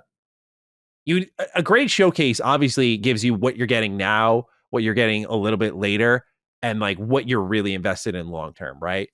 And I think last year's showcase hit that. So if that's what the Halo Combat Evolved remake kind of serves as, sort of like this, and here's what's waiting for you, I think that's totally fine and that's exciting. Cool. So I would be on board with that. But if it's not ready soon, because they talked about prototype pre-production in January at the top of this year. They said in the Halo Studios video, like, we're in the research and development phase. Like if y'all are researching the thing you've been working on for like a decade now, okay, like by all fucking means, man. But like, you know, if it's not ready in the next year and you talk about it, there's no saving that studio at that point, bro. just to drag out another Halo release, like, you know, only talk when you're ready. Yeah, not fair. You know, your defense, they need to restore a lot of confidence that was broken. Yeah, bro. Like, I mean, look, yeah, Halo Infinite has picked itself up, and they did a great job eventually with the support. I mean, better late than never is my mindset. There's a lot of coulda, shoulda, woulda with that game, but at the end of the day, my biggest frustration with that game really does lie with the campaign and just the state of the franchise and sort of what message it sends, that this like incomplete story. Like, they're not seemingly even going to finish that. They're like, we're gonna go fucking remake this now, and at a certain point, I'm like, I get it. Like, just go back to the original, get in touch with what makes Halo Halo, and I don't know if you rebuild the story or something, but I get the mindset at this point of like, we've put so much lore in books and inconsequential and even consequential shit in these books, and we have stories like Halo Wars 2 that set up Infinite. It's like, it's a fucking mess, dude. It really is. So if they want to get back to the originals and just focus on that and just get it on to like one line, one track, I can't hate that. That's what I would want at the end of the day. It may not be Bungie proper, like, you know, early 2000s Bungie, but like that ship has sailed and we see where Bungie's at now. So I don't know who, at this point, it's like, I can't even say it. Damn it, I wish it was Bungie. It's like, not really. Based on its current events. Yeah. Oh boy. Yeah. So that's as long as they have a strong direction, that's what I care most about, because I feel like that's what this era of Halo is missing. So agreed. Let's move on to MLB The Show 25. It was announced this week, naturally, that's coming out March 18th. However, it is not coming to Xbox Game Pass. This will be the first time since 2021 that the game will not be on Xbox's premier subscription service. Michael Buffle has the write-in. Hey, Dukes. MLB The Show 25 was announced for March 18th as a release, but will not be in Game Pass this year. What do you guys think is the reason for this surprising move? Have my $70 copy of the show will not help cover Juan Soto's contract kinda a day. That's good. That was lit, Mike. That was lit. All right, Cog. What's the read of this one? You got to pay for the show this year. I'll be looking forward to your what I'm playing section in March for Defining Duke. Will Cog pony up for MLB The Show? Damn, man, that was an easy March Game Pass pick of the week every year, man. What you doing to me? What you mean I gotta pay Xbox? What you mean? Look, man, I was surprised. I admit, I was surprised. Like, hey, what happened here? But I thought about it. I was like, okay. Two things, in my opinion, need to happen. One, we do know Phil kind of backdoored this situation, leveraged the MLB relationship with the contract to get them to then take this deal and then it has to be a Game Pass and it's multi-plat, right? But we also forget that, these contracts potentially had an expiration date on it. Maybe it was a 3-4 year deal. I forgot when it was first announced, right? It was 2021. So probably it expired. The vibe I get now is MLB is like, okay, that was cool. We probably want more money because they definitely want this thing to be bigger than what it is. Probably the price is maybe not to Xbox's liking at this point. But I will say there's a positive spin here. What opens this up, though, is PC Game Pass didn't have this game. PC doesn't have this game. So what I'm hoping is the MLB is like, look, Xbox, that's nice. We could get this PC money, though. You see what I'm saying? So I'm just hoping as a result of this that it does go to PC. Because that would suck. Because it always bothered me that MLB The Show was only a console Game Pass game. I could not play that on my ROG Ally. It bothered me because remember on ROG Ally, that's the PC version of Game Pass. And you can't play the PC thing. So yeah, that's what I'm hoping here. But look, MLB The Show, listen, the game's still going to be on a platform. Yeah. I will be buying. Hey, we got to do this Soto thing because it looked like Alonso might be bending the knee now. Yeah, bro. Yeah, nobody checking. Nobody like your music like that. You see what Cohen did? He just like sat there and like talked for like 2-3 minutes, and he's like, "Yeah, like I tried my best, but he's not really." But I mean, dude, Scott Boras like seemingly is a great agent if you can really cash out, but like otherwise, this guy fucked Pete horribly. Like just overestimated his value. No one's gonna bite on him now, and the Mets are gonna get him for probably like really fucking cheap. Like all things considered. Masterclass by Stearns. And it's like, bro, this is your value. First of all, you bet on yourself and you did not win. You didn't have a great year. Let's be honest. You had a good postseason and you finally came up big when it mattered because it was looking very spooky for you, bro. Yeah. If you didn't do that Milwaukee home run, could you imagine that timeline? Oh, get out. Yeah. Oh, I was so sad for I'm like, oh man, bro, don't end your career like this. yeah. Right? Over here. So you got that now. And then remember, he turned down the deal. Remember, he turned down the year before. So all I'm saying to say this is with MLB The Show is like, I gotta play, you know what I'm saying? Gotta see, I gotta get that Soto bets, and I'm hoping my boy Peter Sachs, I want that lineup, the lengthen the lineup up. Hopefully we get a little picture. And I'm excited, man. So I need MLB The Show in my life. I'm mad because I'm like, damn it, this is the year it's not a game. Mm-hmm. We got Soto. Like, this is the year I need to be free 99, but nah, it's all good. But yeah, I think that hopefully I just want it to come to PC. Yeah. If that's all I want. So I could play MLB The Show on the go. And please, Xbox, make it play anywhere game if you can. Yeah. Yeah, I think the reason that it's not on Game Pass this year is I got two ideas. I think one is what you suggest, the price going up, because like number one, the sport of baseball is growing because of some of the rules they put in, increase the flow, the pacing, and in a lot of ways worked out better. And I think a lot of us expected with like the pitch clock and whatnot, and like make eye contact first. We're like, what the fuck is this? It was definitely a really weird transition the year of, but since everyone's adjusted, it has improved the sport, I think.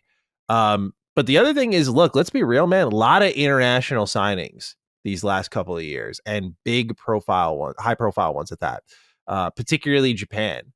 And baseball has always been a global sport, but I think it's like the amount of Japanese viewers tuning into Los Angeles games now is higher than it's ever been because of Shohei, Rory, Yamamoto. Damn, they're buying everybody. Damn, Dodgers. I know. So annoying. But I think because more eyes are getting on the sport in a global sense, obviously like Juan Soto, I forgot where he's from. I apologize. But Soto, I think DR, Dominican Republic. Yeah.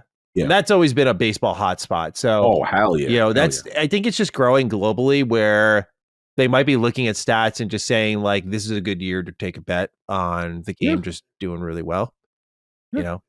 So contracts up. We think our profile could be even bigger. Yeah. It's clear as day MLB thought that because that was the whole reason why they removed it away from the exclusivity of PlayStation, right? And then took a Game Pass bag or whatever. So it just seems like there's a next step they're trying to take based on something.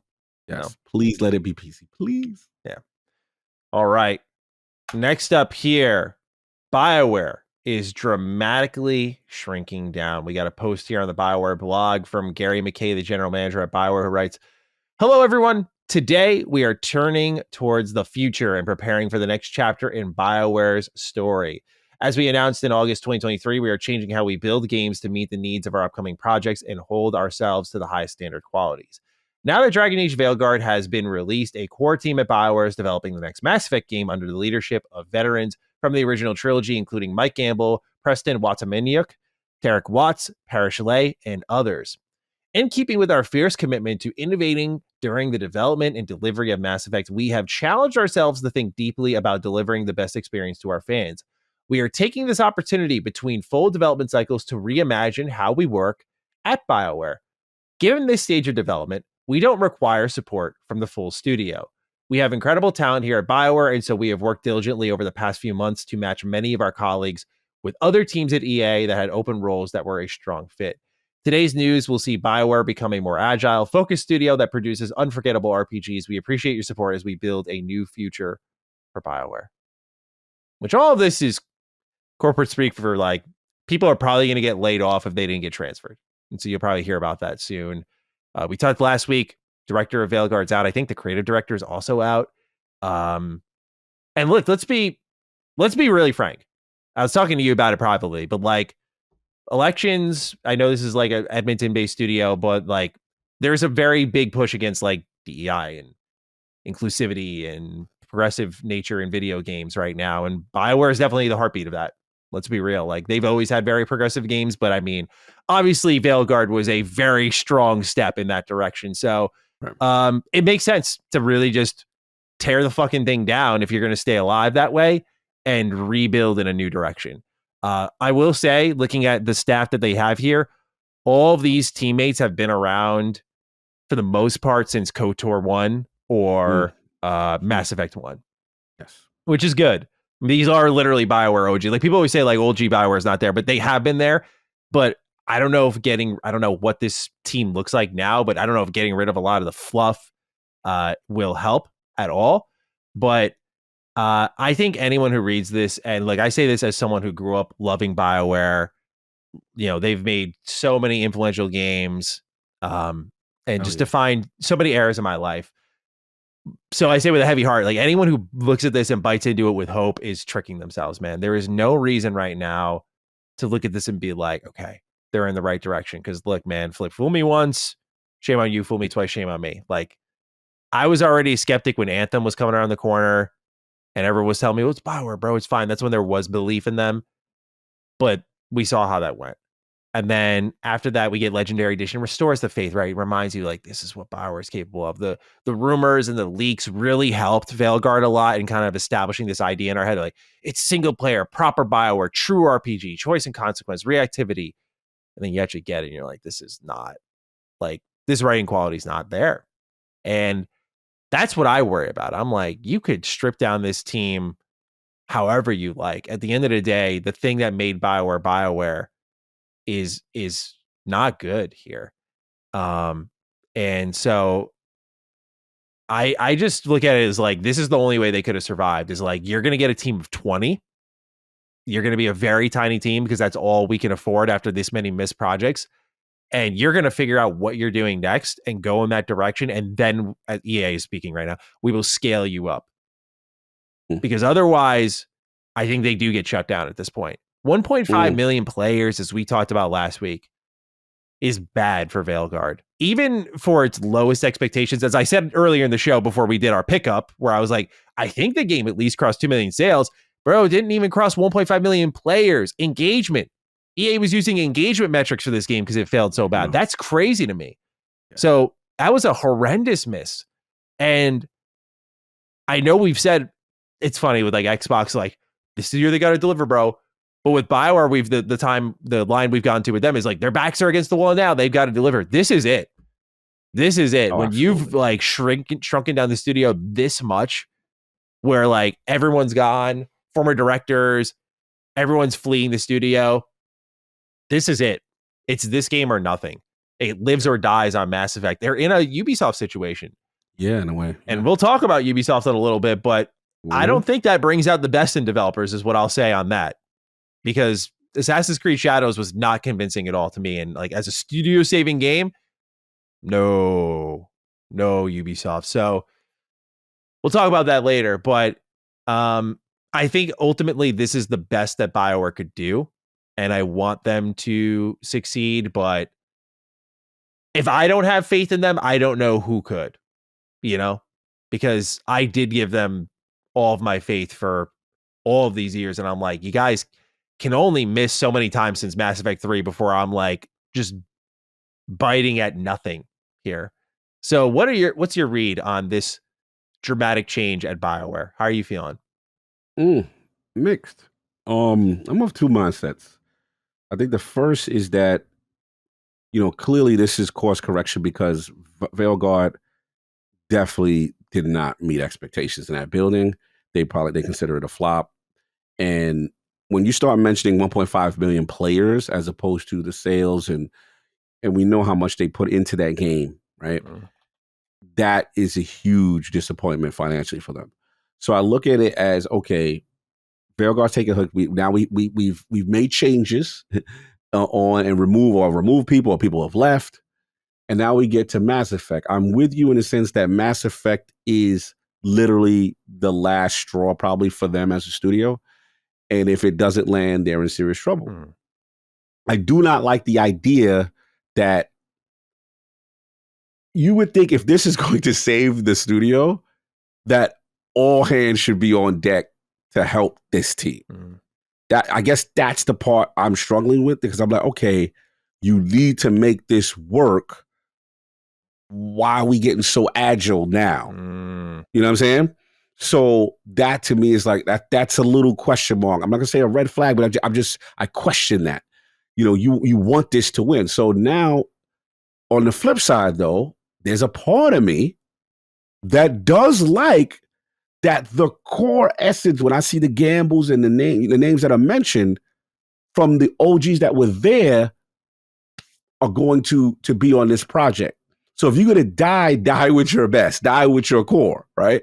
Now, the other thing is, and this is going to be the controversial part, is that obviously with the current administration that's been, it's in the country and stuff like that, we've been hearing stuff about, obviously DEI and a pushback to these kind of inclusive kind of things in gaming, so to speak. Right? I already have my opinions on that. I'm not going to revisit these arguments, but what I will say, because it is topical, is that if corporations do see that certain things are not financially viable, or they do see that, hey, certain administrations are not going to reward these kind of things in the corporation, or these kind of programs in corporations in them, they're going to move away from them.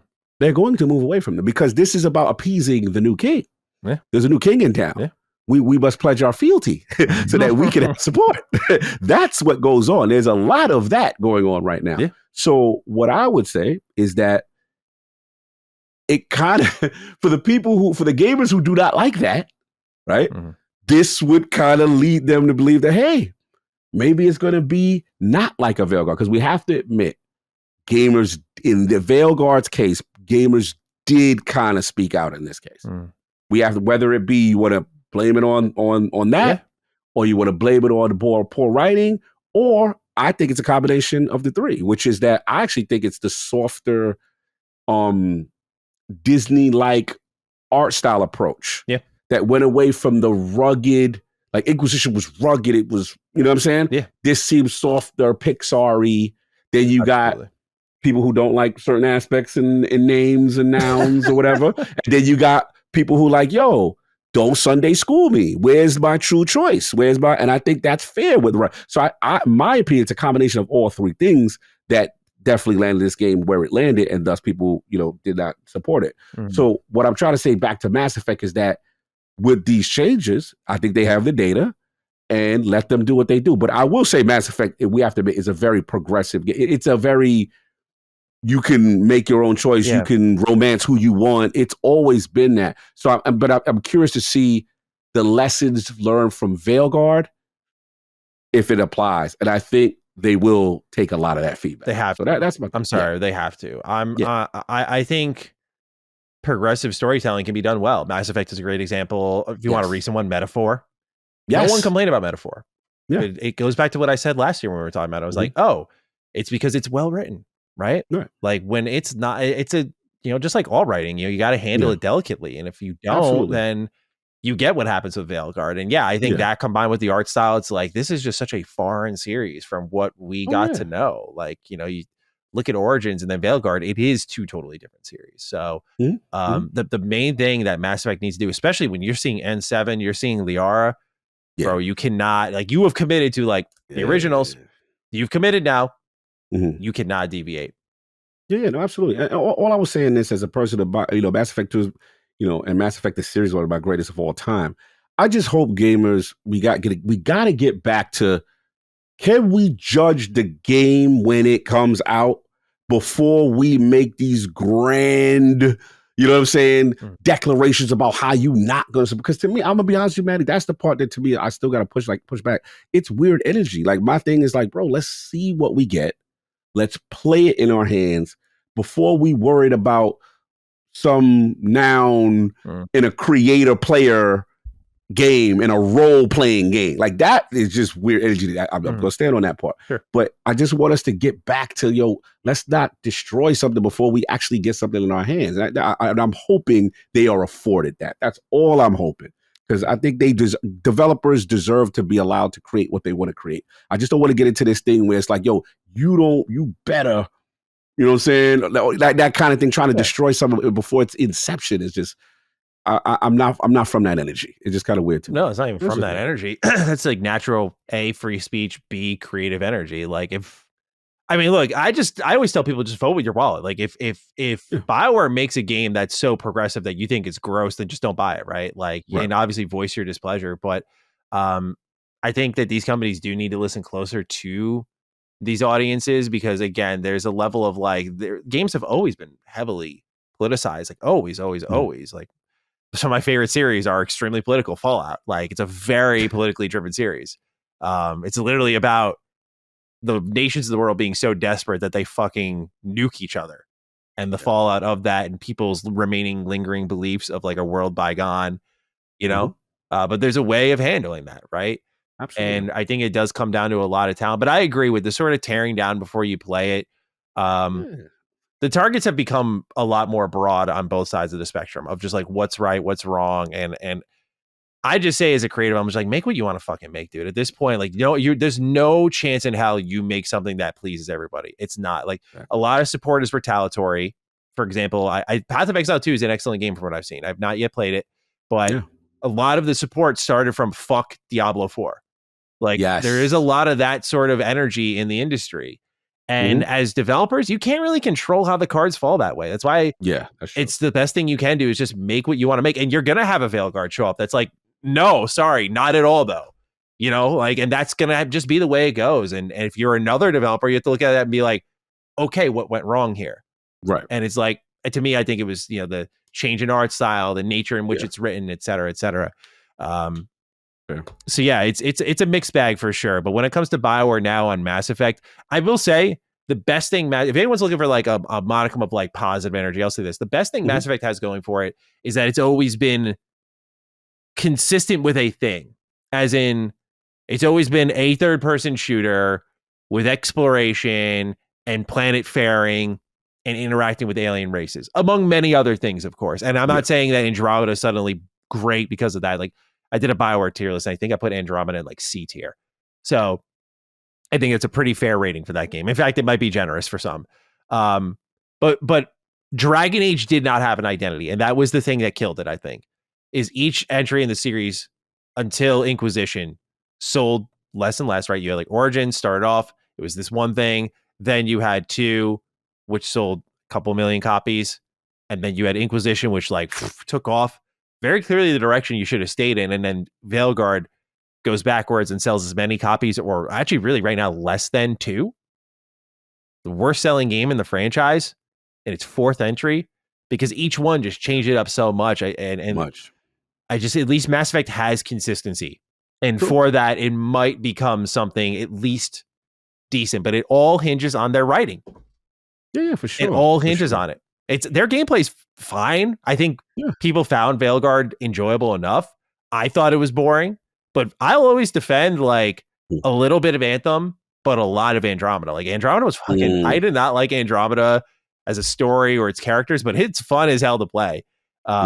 Anthem has some fun gameplay elements. Like BioWare doesn't really, I would worry less about that with them. Like they'll find a way there, but with their characters and their writing, like God help them if they miss with Mass Effect, bro. They thought I'll just say they thought Dragon Age was bad. If they miss with Mass Effect, God help them, bro. It's gonna be way worse.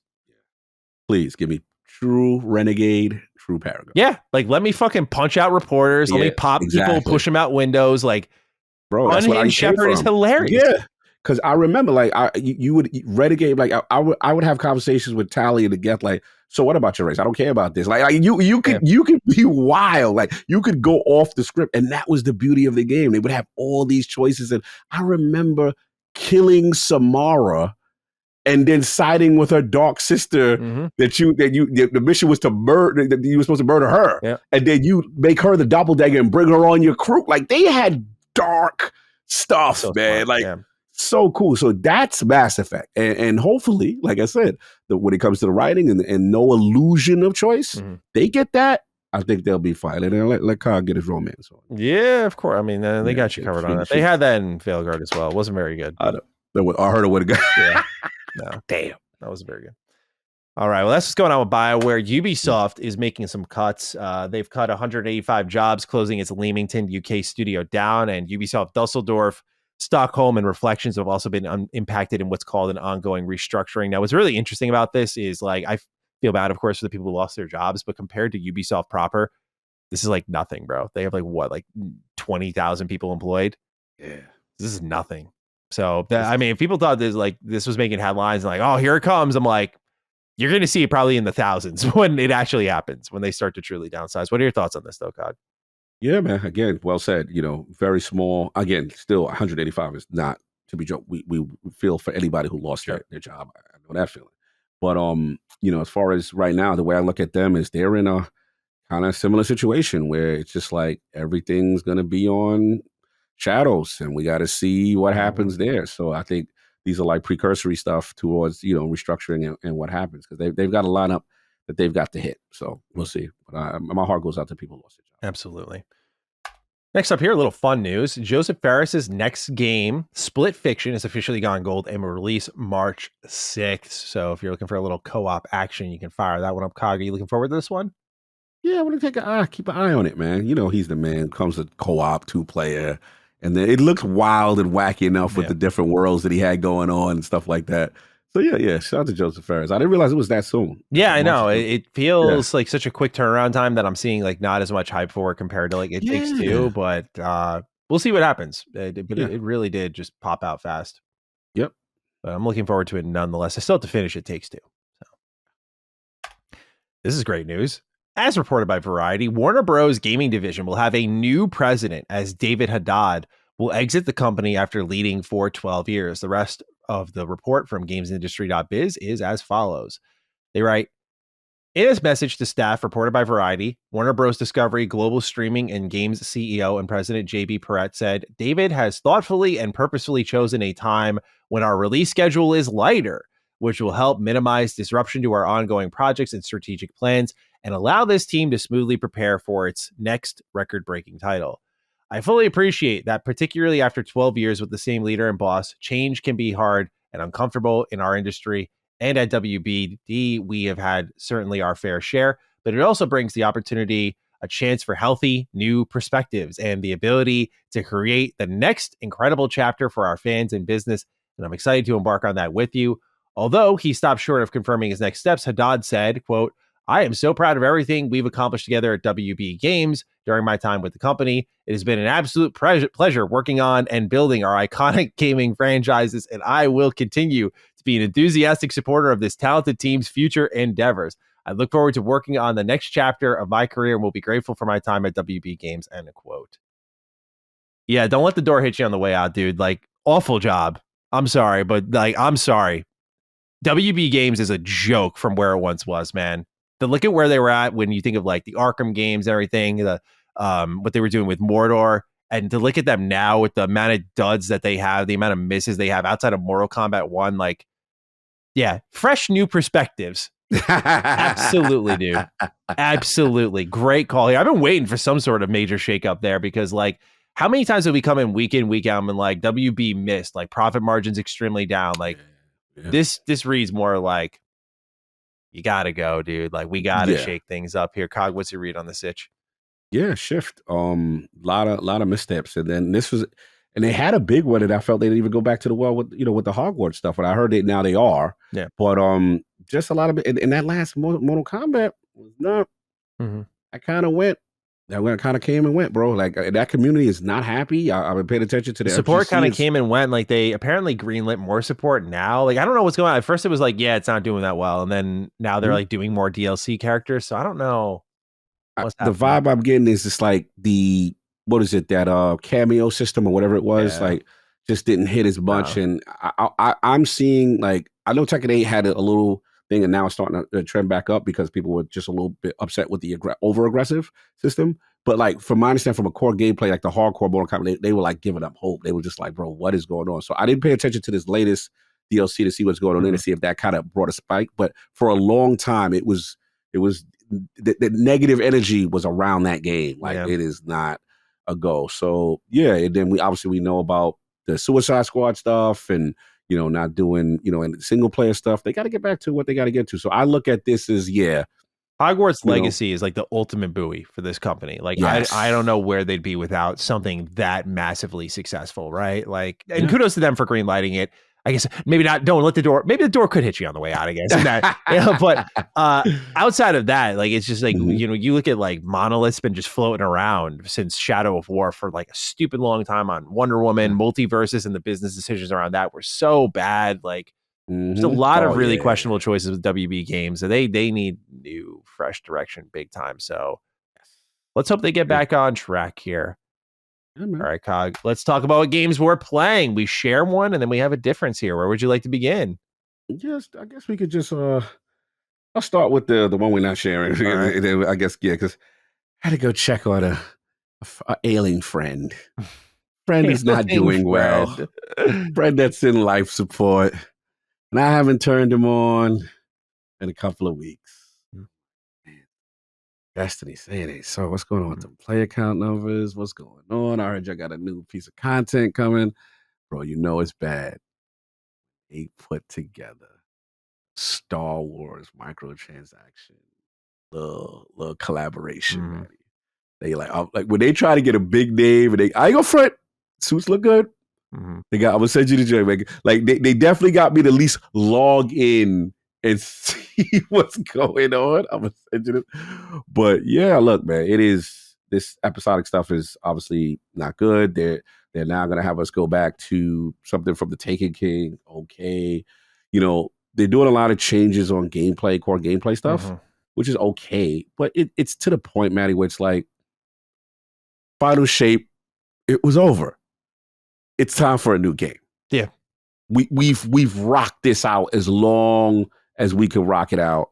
And it's just like, to me, the vibe I get is like, you are still dragging this out. And the thing is, I'm gonna say this thing, everything looks like it's so dependent on Marathon, and you could tell the support is still not really there. And then they have this episode thing that they're supposed to do. Check this out. So I was like, now it's like, we got to throw anything against the wall to get them to at least look at us, y'all. We gonna do this Star Wars collab. We gonna do. You see this? Oh my god! so I ain't gonna front. It's not fresh.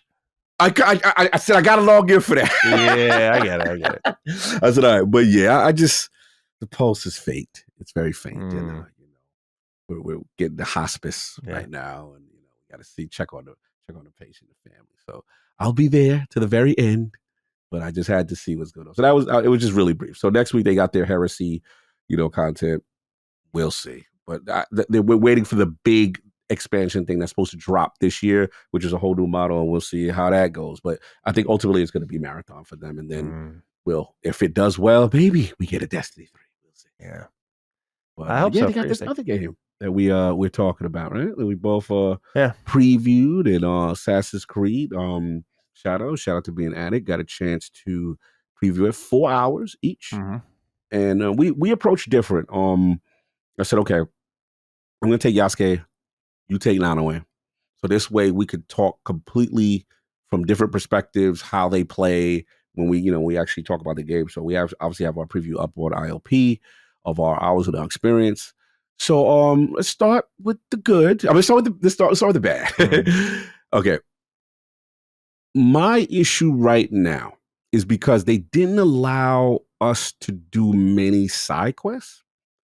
And I don't know right now if the narrative is gripping me.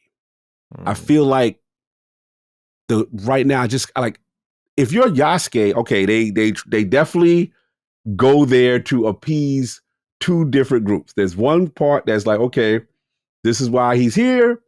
And listen, the reason why he had, I know one group's gonna get upset, and then when they continue to go for the way the story, I know another group's gonna get upset. So I don't know how they're gonna navigate that part. That is gonna be pure reaction, and I'm interested to see how that is.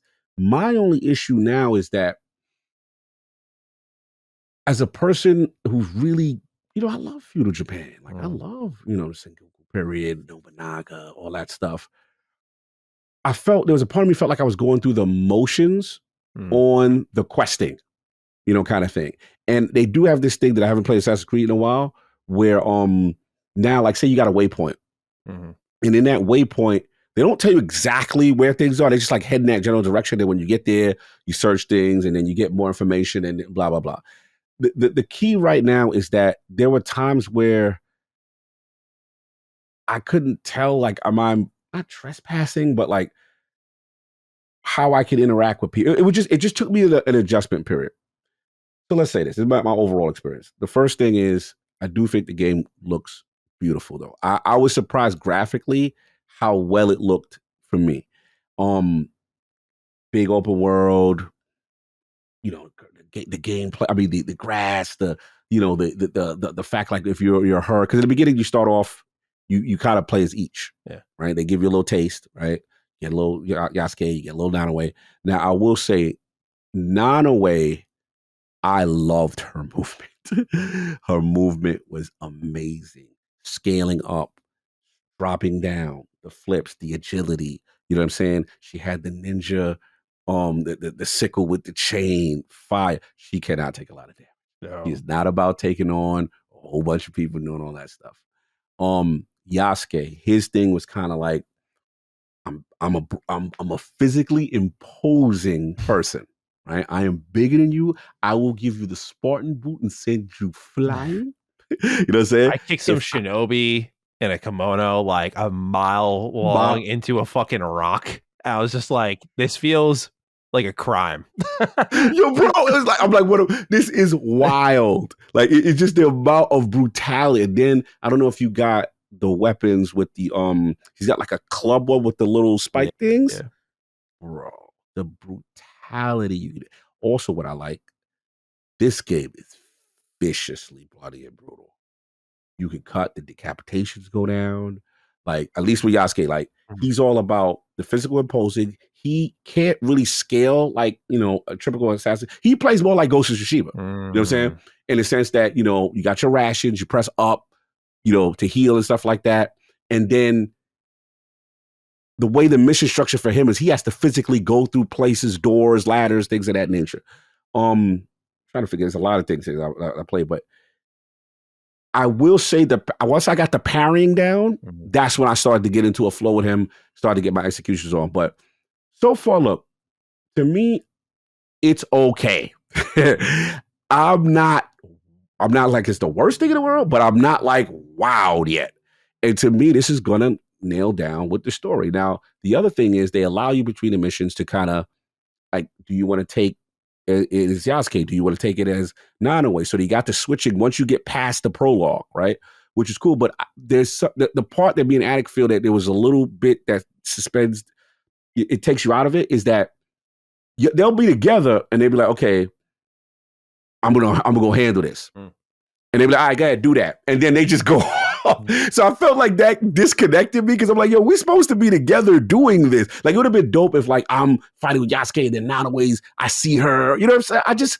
I just felt like the teamwork thing it didn't feel like synergistic just yet. Sure. But again, it's the first 4 hours. In fairness, I don't know the rest of the game. And, so again, these are my early thoughts. I got more thoughts. I'm just trying to give my basic overview because I know you've had time to play with it. But I would say, trying to remember the other things so much in the game. I really liked her. I will say that, like, as a ninja, I'm a ninja fan. Yeah. You know what I'm saying? So I was like, damn, like, she's moving. She's got the kunai from deep. I like her movement tech. And it just took me a while to get used to Yasuke. But once I got used to him, I'm like, okay, I see he could take on a lot, kind of thing. And I will say they had the skill tree. They had the, like the armor, the different, like, say, perks and stuff and abilities and stuff with each thing. And I'm curious to see how in-depth that goes. But these are my early thoughts. I know I'll bounce more back and forth with you because I want to know your thoughts. But like, where are you at with it? How did you complete the demo and your thing? Like, how did you? Because I completed it. And I fought the boss and beat the boss and all that. So I did finish the main story stuff. Like, they did the prologue and then the story stuff. That took me about 3 hours. And my demoist was like, "Yeah, you can play for another hour if you want." And I was like, "Oh, okay." Like, no, I'm okay. Like, I was respectful about it. Like, I wasn't an asshole, but in my head, I'm just like, I don't want to play another fucking minute right now. Like, I've never actually been bored during a preview because number one, it's a really like privileged position to be in. It deserves my full time and attention. Like, people rely on me for my takes and that sort of thing. So there's that element to it. There's also just like, this is what Kid Maddie dreamed of doing. Like, this is awesome. So it's an honor to do it. But like, I've never had that feeling before where I was just sitting there playing. I was like, oh my God, this is fucking bad, dude. And I'm not trying to be extreme. Wow. But I really was like removing myself from like okay, this game has to deliver. For me, I was looking at it from an angle of like, you've got so many Japanese inspired games now. So many. I'm not even thinking of Ghost of Tsushima at this point, which has already kind of taken my desire for an Assassin's Creed in Japan out of my system. But you got Rise of the Ronin, Sekiro. The list is so long of these types of experiences. And Very well done, might I add. None of them really leaving me yearning for more. So Ubisoft, when they greenlit this 4 or 5 years ago, had the opportunity to analyze the full market and find themselves in a spot where they would fit in with something that felt different and, more importantly, good. And I think they've done neither based on what I played. Number one, the early parts of the game are, as you would expect in a prologue, very dependent on like establishing the world and the tone and these characters. But Ubisoft's writers have historically been so bad, it's impossible. And that's no different here. So I don't care about Naoe. I don't care about Yasuke. Yasuke is a little more interesting because of his dynamic with Nobunaga and everything like that. Naoe wasn't really super convincing. And it's because Ubisoft goes back to the well on their ideas so much. It makes me so upset.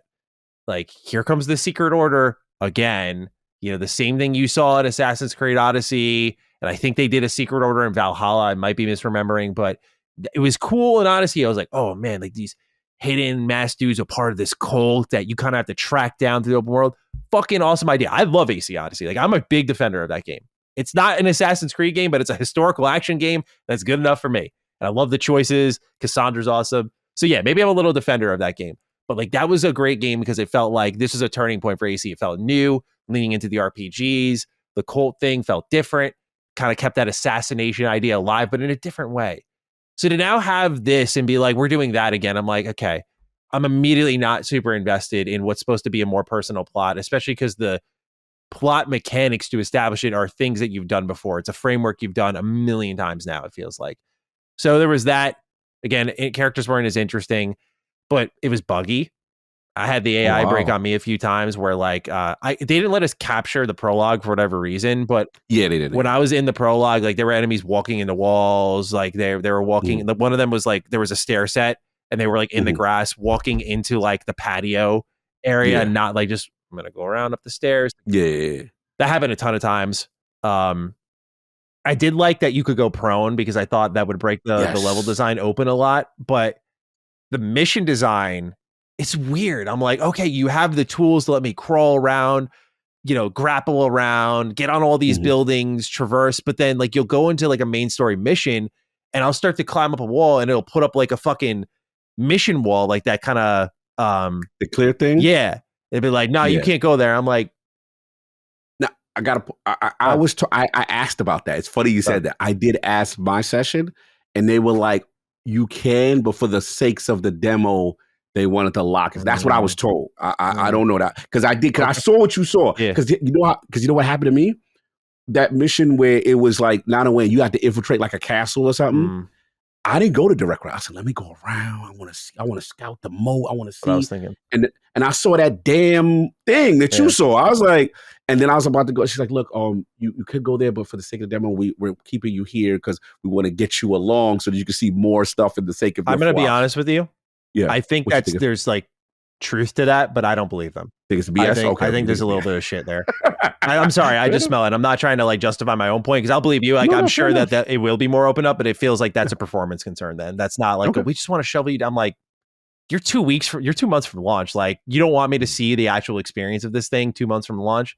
So I smell some sort of BS on that, but I believe you that they'll open it up, and I hope they do because that was one of my complaints. I was like, you have these tools to let me get out in the open, and it feels like you put up those walls because heaven forbid I go around everybody as Naoe who can get killed easily and I find a smart way through the level, you know, like heaven forbid I do that. Like, it just feels like, you know, you got to go down this route. I'm like, why? Feels like there's only one route through then. So I'll be checking that out at launch because I'm very curious because that will improve some of my opinion of the game is just the freedom. But I was hoping because of like the stealth and the mechanics and the lighting and stuff, that there would be more open-ended kind of design like an Assassin's Creed Unity.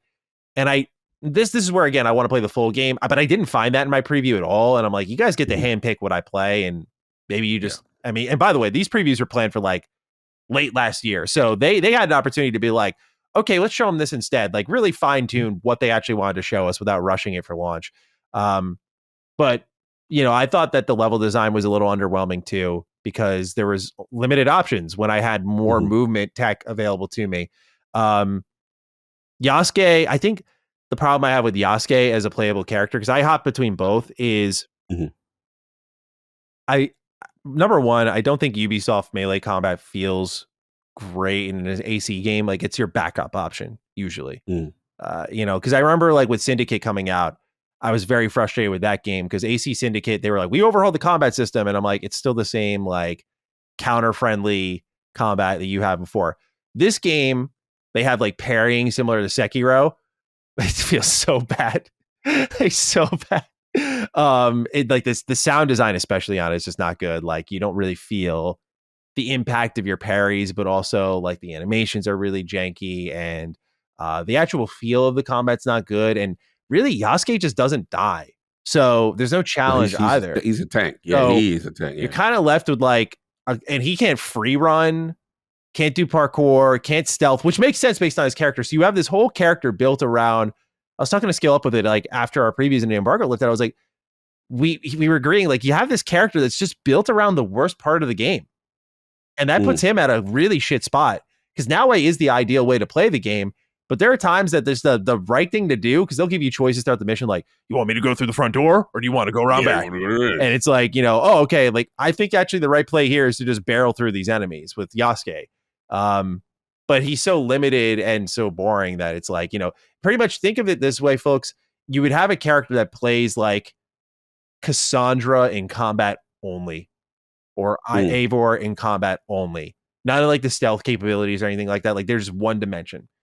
And I get the idea, but I really do think the better idea here was to like unify into one protagonist and sort of give them the full tool set or different build types or something like that. I just feel this split protagonist approach was, now that I played it, I'm like, I don't think this is a good decision personally. So yeah, I walked away very like, that was one of the worst previews I've ever been to, because like, I mean, what I always say to people is like, you can go ahead and look at my previews.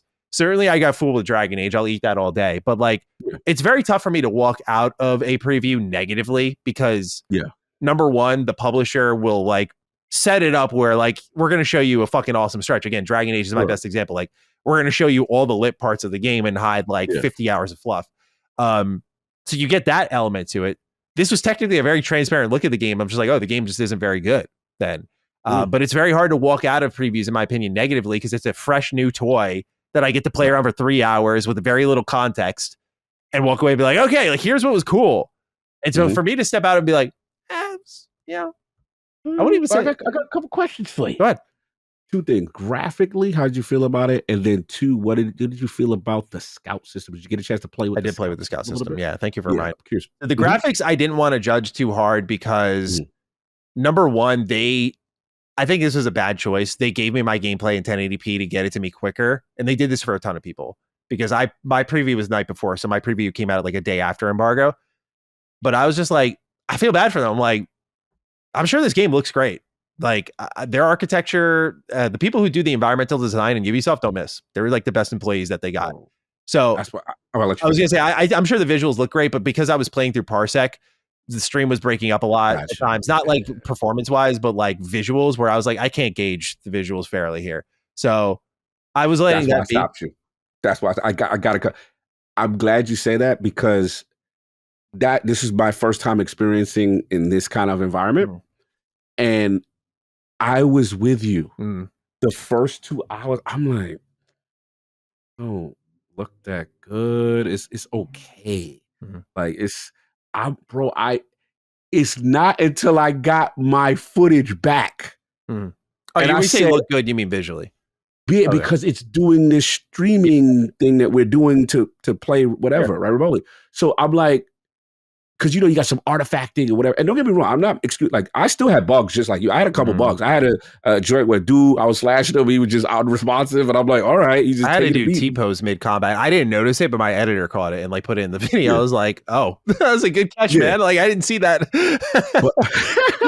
But I will say, when I got my footage of what the native experience looked, I'm like, oh my God, this is night and day better. Bro, I couldn't even see the weather changing and the rain and I was like, yo, this has dynamic weather. I didn't even know like that. I just wanted to put. I'm glad you said that because I was having that issue that changed my. I think not saying it changed yours, but I just wanted to bring that. No, but finish your thing with the graphic and then obviously the scout system. Yeah, the graphics part, like I have no doubt it's going to look great. So I wasn't really concerned about that, and I know it'll add a little something like to the flavor, to the world.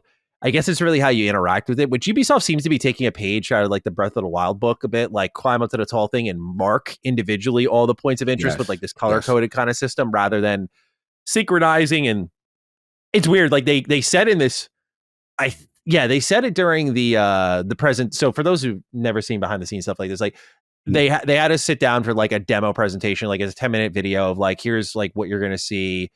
Here's our design philosophies, our thoughts on making this game and that sort of thing. And like one of the things they said is, we want to encourage you to use your eyes. I'm like, that sounds great to me. Like everyone makes fun of you for using waypoints, but like the way the scout system works and the way you set things up, you're still waypoint chasing quite a bit. It's just like you have to take an extra step to get there. So if anyone's not seen any of our previews, like the scout system, basically the way it works is like it's a currency and you can send them, put in quotes, around parts of the map and they'll mark where the location is. Like you'll get a set of objectives. It'll be like, he's west in like Okayama by the river. And they'll give you like a general, so you don't even get a waypoint. It's like, okay, let me look at the map. There it is. Okayama, send the scouts here. You spend that currency and it just drops the waypoint there. And I'm like, right. And then it's Ubisoft proper. I'm like, I'm tracing the waypoint. I'm following it. I'm like, I mean, I get it. Did you open the world map and see how big it is? Oh my God. Yeah. So I get it, by the way. Bro. I get it. It's just not to me, using your eyes is Ghost of Tsushima because Ghost of Tsushima is like follow the wind. So you're looking at the game itself. But correct. I know I'm not saying take that idea, but I'm like, what they're saying one thing, doing another. So the scout system I thought was like weird. Like they're trying. And so I kind of feel bad for them because I'm like, I can't look at this and not be like, oh man, like they're just fucking ignoring you guys. Like they don't give a shit what you think. I'm like, they are trying to find solutions to their greatest problems. They're just not doing a great job. Like, which sucks to say, but like, that's what it is. Like, I can't act like, because they're in dire straits that what I'm playing is good. I'm sure by stealth standards, people will enjoy parts of it, but I got to see the broader picture before I call that. Because it's just, I just was not really impressed walking away with it. I was like, man, dude, it takes a lot to take a guy who's like me, who's like genuinely enthusiastic about games, and like you have me sit down for like a 3-hour stretch, and I'm like, I wish I spent my time elsewhere. I don't care about the views, man. Like I just wish I spent my time elsewhere. Like it was such a waste. It felt like at times. So I was very disappointed. Because the thing is like one of these companies needs to have like a shut the fuck up moment where it's like, yeah, you were all against us and look how we showed out. But like, here we go again. It's like, everyone's going to be right. Like Ubisoft's going to come out and deliver a stinker maybe. I'm like, I hope not. So looking forward. Early impressions were good for me. Early impressions were not good for me. Yeah. No, it is what it is. And I guess the second question I have for you was like with the expanding on the scout mechanics, did you use them in battle? Because I actually used a couple of them in battle where you had the shinobi. Oh, you like call in. Yeah, and then they threw they had the poison dart thing for the roof, and they took care of enemy. Or one I saw like in the mix with me, and then the way they explained it to me was like, okay, right now in the sense of the demo, you don't have the hideout a lot, but you can. There's this recruiting system where you can bring people in, and you can get more people to this thing. And I'm like, oh, this is a huge part of the mechanic that I'm not even can't really experience right now. So for me, I came in with the opposite, with the sense that not that I was like, yo, super. I came in with low expectations. I was just, all right, this looks better than I thought. Okay, cool. Move around. I'm with you on the combat with, because the parent it's very Ghost of Tsushima where they have like, okay, people are gonna attack you, that they have those unblockable attacks, right?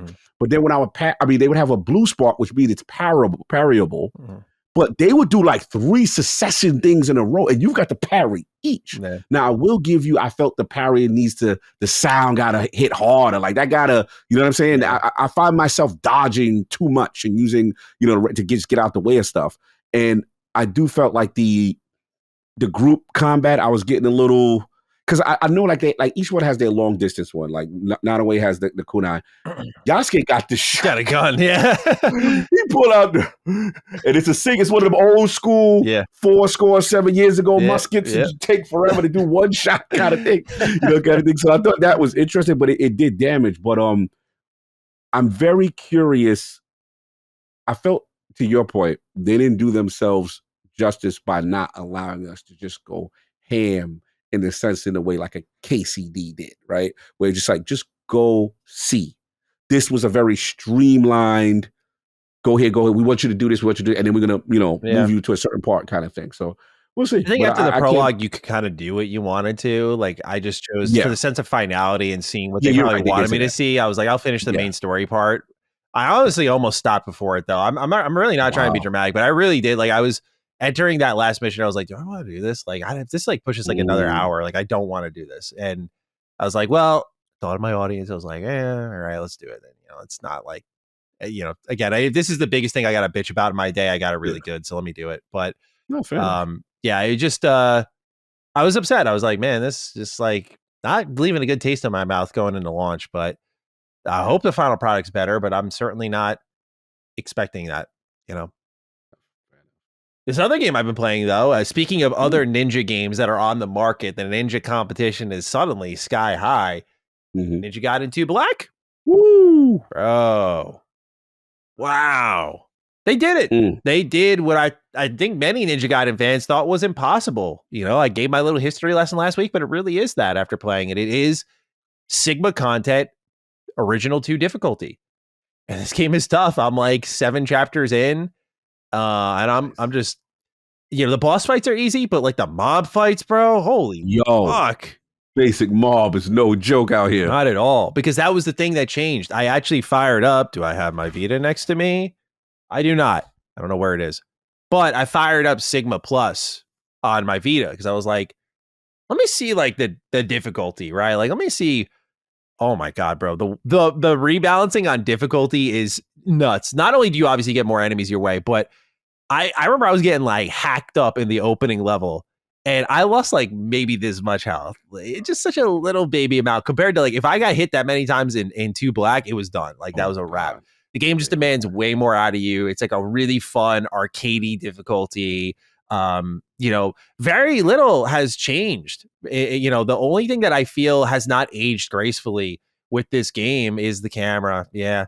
Camera's a little like sometimes because it's trying to be cinematic the whole way through. And at the time that was like, what it was doing back then and how it worked in the game's favor. But I remember like I was going up the Statue of Liberty and I was like going up a staircase and it was like swinging the camera low, trying to get up behind me. And all I hear is like Ryu go like, I just get like knocked down a flight of stairs. And I'm like, what the fuck? Like I lose half my health. And I'm like, I didn't even see the enemy there, bro.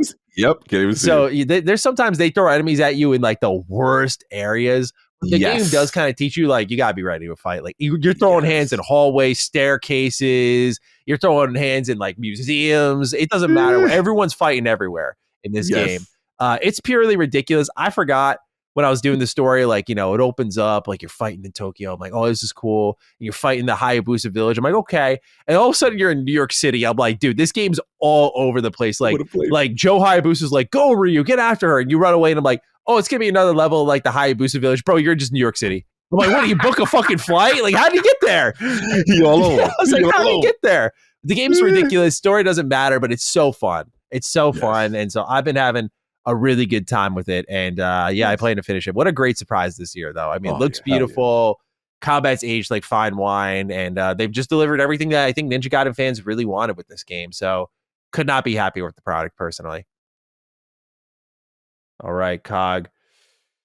We have news.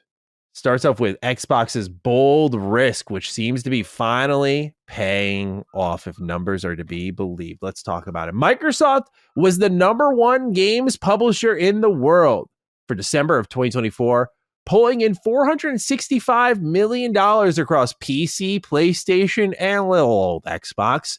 All of this comes by way of Ampere, a data firm, and it includes the sales of Black Ops 6 as well as Indiana Jones.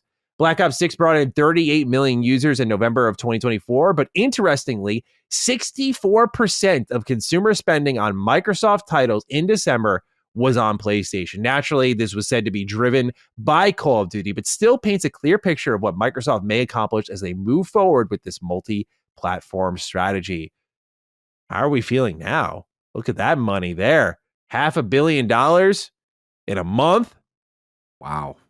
Indiana Jones can underperform all at once. Who cares? Yeah, and you got a Call of Duty and a Minecraft, and it's just like, oh wow, yeah. It goes to show you, like, it puts things in perspective, and it's just like, okay, as a person who is still skeptical, I was just like seeing this, made me go, okay, I get it. And here's the thing, not only just the PlayStation engagement, we still remember that the vision is not fully realized yet.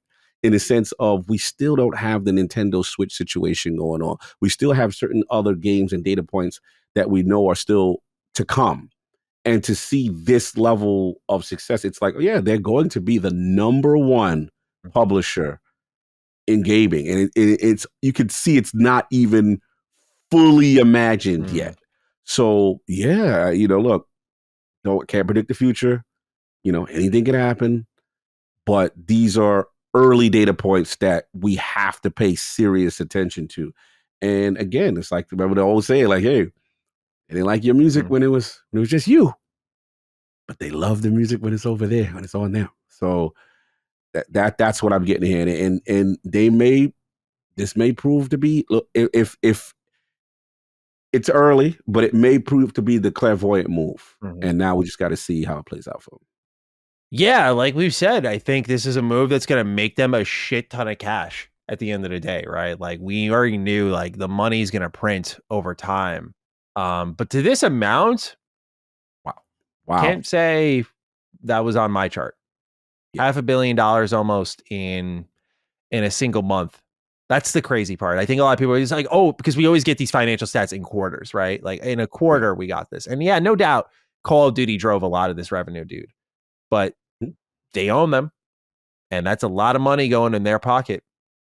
Yeah, I mean, it's Christopher Drang, had a good point. He's like, yeah, he said that, that obviously the transformation from them to the world's biggest, it's really picking up. Of course, with 64%, it goes to show you, saying, like I said, like, it could be this was the play, and again, if they execute it correctly, they could be sitting pretty if the industry continues to shift in this direction. If you have 2 or 3 of those major titles, as part of your lineup, and then you can now still supplement Game Pass. And what I'm showing is that Game Pass is just one pillar, one aspect, not the aspect. It's kind of what I'm getting at it. And for a gamer, that's all I could care for. As if that's going to be the value to being on in this ecosystem, then I can see it. And the main thing is just the games. The games get to survive, and they get to actually be funded. And we notice with game development is so goddamn expensive, bro. And you one flopper, you're out of here. So in this strategy, where you got all these developers say, hey, we want it everywhere. We want to maximize the most profit we can get. And then you literally got the biggest companies, the biggest titles in gaming. Yeah, it could work. And these are the early signs of it. So we will continue to look at data points. I'm curious about quarters. I'm curious about, obviously, the year that they're about to have in 2025. Yeah. We'll see how that comes out. But it is, I must admit, not to be crow, but it's like, yo, like, you know what I'm saying? Do you want to be this, or do you want to be Sega? Is how I'm looking at it. It's just like, all right, yeah, I can see what you're talking about. Do you think this number includes the Game Pass subscriptions? Oh, that's a good question. Because that's another like 200 million, no? 30 million plus users, 10 to 20 bucks a month. Yeah. I mean, that is a very great question. That includes it. You're pushing $600 million in a month. Bro, no wonder they're green light. They're like, Ori, fuck it. Like, what is that? 5 million? Fuck it. Whatever. Yeah, it's like, if this is going to be able to, this will help facilitate other stuff with no problem. You can take risk, right? You can do other things. And it's just like, bro, in 1 month, you've already blacked EA. This is Madden, FC. Like, these are the heavyweights. Yeah. Whew. Crazy time. So, yeah. I think to lean into some more, we'll cover Destin Legarie's Phil Spencer interview, because I mean, Phil's talking a lot about what's going on with Xbox, and Destin asked some really great questions. Shout out to him. Shout out to Destin, yeah. I picked out a bunch of key points here that I thought we could talk about one by one. And as we go along, I'll be reading our document I got here and kind of just picking out the write-ins here. But first, I want to read from Phil Walker if Destin's listening. He says, "Hey, Dukes, just wanted to give props to Destin's interview with Big Phil Spencer. Simple, concise, straightforward questions that all Xbox fans have on their minds. I hear too many waffling softball interviews with Phil, so I really wanted to highlight the great job that he did. Cheers." Also, Phil. Thank you for writing in, Phil. A lot of Phils we got going on here. A lot of Phils in the building. All right. Let's start off at the top. Destin really leaned into the multi-platform thing, like what's going on there.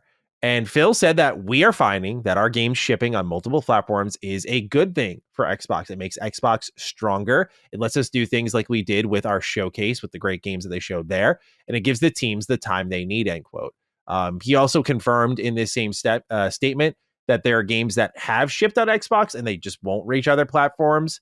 And that there are other games that they're going to wait and see on, but that they want their games in places that people are playing. Like that is the bottom line. And that right now their fastest growing region is Asia, and cloud is their fastest growing hours when it comes to gaming. But Phil, one key statement, Starfield, it's on the table. He will not solidify that it will stay on Xbox. He's pretty much open to it going to PlayStation and said, we're not building a gate around any game. So I think this was to be expected for some people that are listening to this. As we get deeper, you'll see more and more of things coming to light, but we'll pause there, Cog. Yeah. What are we feeling about his statement on the multi-platform strategy? And a lot of the news we covered ahead of this kind of feeds into this, right? This idea of like, it makes Xbox stronger. Almost $500 million would say so. Like, let's just do the things like we did with Showcase.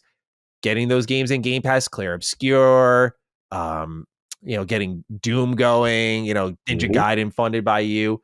Oh, yeah. That lets you do things like that for the showcase. Gives the team the times they need. Avowed. I mean, there is, I will say, there are moments in this interview, I think Phil kind of talks out of both sides of his mouth. I'll talk about that. But I see consistency here. I'm like, yeah, you know what? This checks out with the data that we got.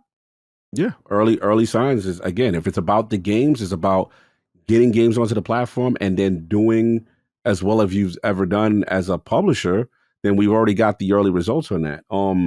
So right now, yeah, it definitely appears that they're stronger than ever. We've never seen them this strong with this kind of a lineup to afford these kind of luxuries. So you got that going on. And as far as that, what I just like is Band-Aid off.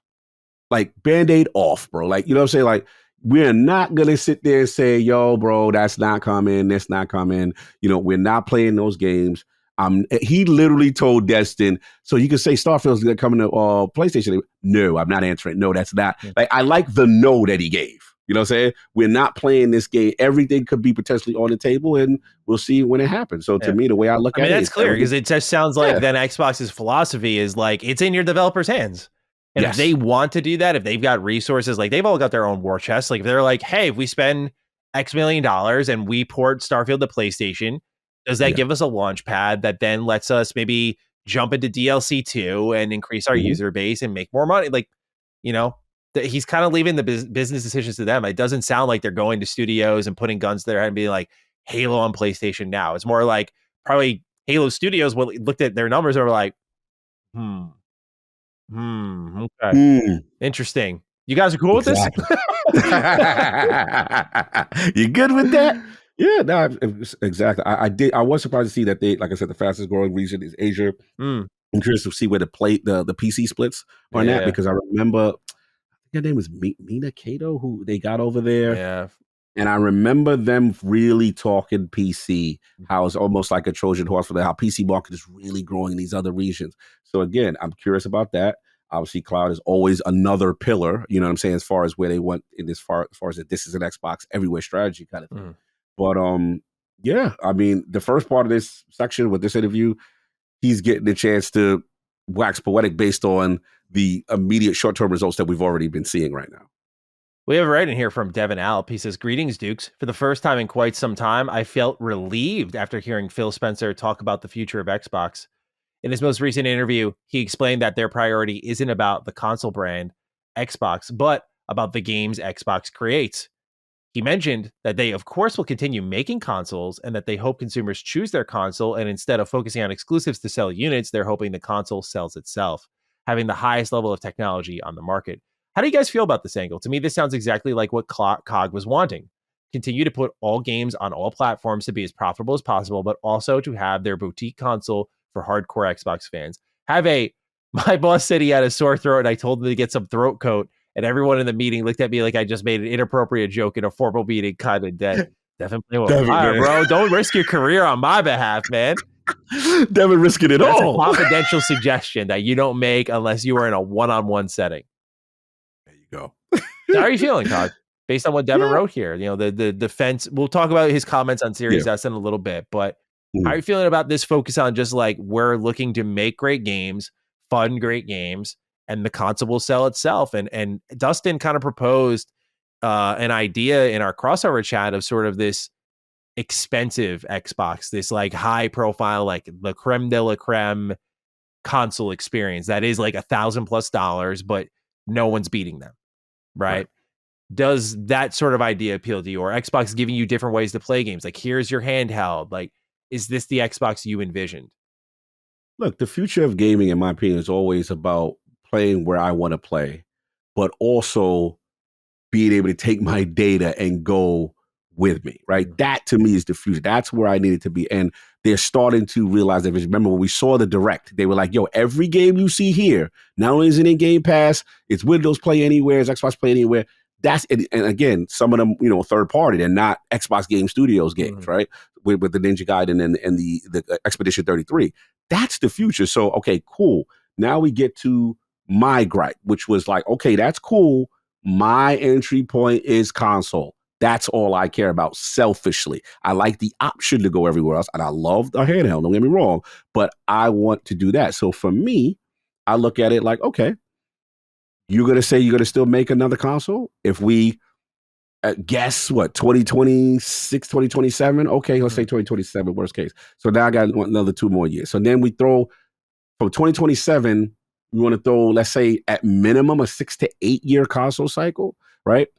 No one in this industry, in this current climate, not even Sony, not even Nintendo, could tell you 10 to 15 years from now, we're still going to be doing a console. So I do understand my console brethren's fear, like, yo, but what about after that? You don't know what's going to happen after that. You know what I'm saying? 15 years from now, who knows what's going to, we got flying cars at that point. I don't know what's going to happen at 15 years, but I do like the fact that at least there seems to be a next generation of hardware in the immediate future. That's my main concern. So yeah, and as far as to the question, like Destin, and as far as the boutique and look, I'd be willing to pay, you know what I'm saying? If I represent the hardcore, right? And if they're shying away from mass production of consoles because the console is sold at a loss, right? And they're like, yo, we'll give it to you. We'll give you a high performance, but you're going to pay nuts to bolts. You're not going to get this 250. Okay. You want to give me a high performance handheld with a pure Xbox ecosystem that is literally like the Xbox dashboard, and I could do all my games and I could go and it has multiple. Okay. You know what I'm saying? Like, that's how you get me. You know what I'm saying? So I get it from a person that's like, yo, I wouldn't, buy a console unless if that's high priced. I get that, but as long as the option is there, that's my main concern. Long as it's there, and that's my favorite entry point. So, we'll see what happens. I'm very curious though how they approach, because they said they want to do the most technologically big leap ever. They want to do all this stuff, incorporate a lot of things into it. I just hope that what's always good is they're going to need it to exist, because you can't have, regardless of what, even if the console is not the priority right now, there's still 35 million or whatever it is on that. You just don't walk away from 35 million people. That's still an entry point. So I think that ultimately, yeah, the size point that they still will make a console. The question is just how they're going to approach it. Because I do think it's a fair criticism to say, if you do it, how much is it going to cost?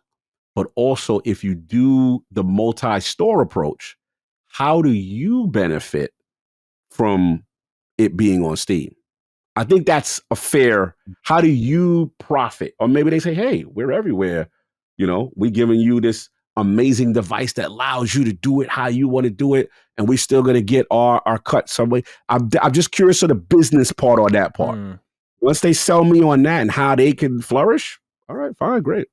I still got, in my opinion, you're the biggest publisher in the world, and you've got the best games, you got the most games, and you've got the best service. It's not even close. Like the service just in the developed those games that we know don't even represent the entire year already solidified the service. So, that's what they basically need to provide, if you're going to become the number one publisher in games, which is no small feat, you need to provide, if you're going to do hardware, this sort of edge that's not an exclusive video game, but an edge to playing within your ecosystem. I think like play anywhere, save anywhere, like that sort of idea of like what we saw with Indiana Jones. Yeah. I think that's going to be a big part of it. Like that is extreme. As much as I am team physical, that would make me a little more team digital, because I don't mind the idea of like, dude, we were just talking before the show, shit we're reviewing, and I'm like, yeah, there's like certain games that just like, I need to be on the go. I have stuff to do around the house. Like I'm waiting for the laundry or whatever. Like, let me play on the handheld for a little bit. Like that fluidity of just pick up and play wherever. I do believe in that part of Xbox's vision. I just hope that things are introduced in a way where we talked to, again, I don't want to sound like a broken record, just the way Xbox Play Anywhere was introduced and how certain parts are ready before others. And I just want them to have a clear, cohesive vision. Like, again, launching Play Anywhere before the whole ecosystem idea is in full shape. Like, I feel we should be in the reverse order. Like, we know what that ecosystem on like your phone looks like, or other consoles, what it looks like. And then from there, it's like, or I'm sorry, I should say other consoles, but phone, PC, LG TVs, all that stuff. And then from there, it's like, okay, that's transferable over to, say, PlayStation. Like, I feel part of their vision isn't fully there yet. But if they can kind of square those away, I think people like me who are very skeptical of the hardware change would buy in more, because you see the plan, you see the vision. Yeah. So the edge obviously is no longer, we're going to give you great exclusives. It's like, then your hardware has to do it. And I've always gone to like, I think Xbox is trying to become an open storefront. Like, buy all your games here. You can shop on Steam here on Xbox. You can shop on Epic here. If they can find a way to kind of break that open and kind of access those games from your living room on top of your Xbox library, I think that's going to be huge, because what sells us most on hardware nowadays is built-in libraries, right? Yeah. Since that PS4, Xbox One gen, but like Switch, the big concern, will it be back compat? Am I going to lose all my games? Like that was like the closest we got, where people are like, are they actually going to do it? Like Nintendo has been known to leap at times.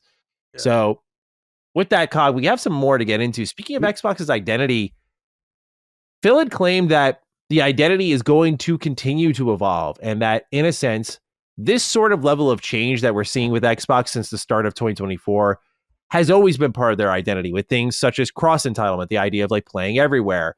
And he does suggest that he thinks the industry needs to share the identity Xbox has right now to knock down current business challenges that gaming is facing.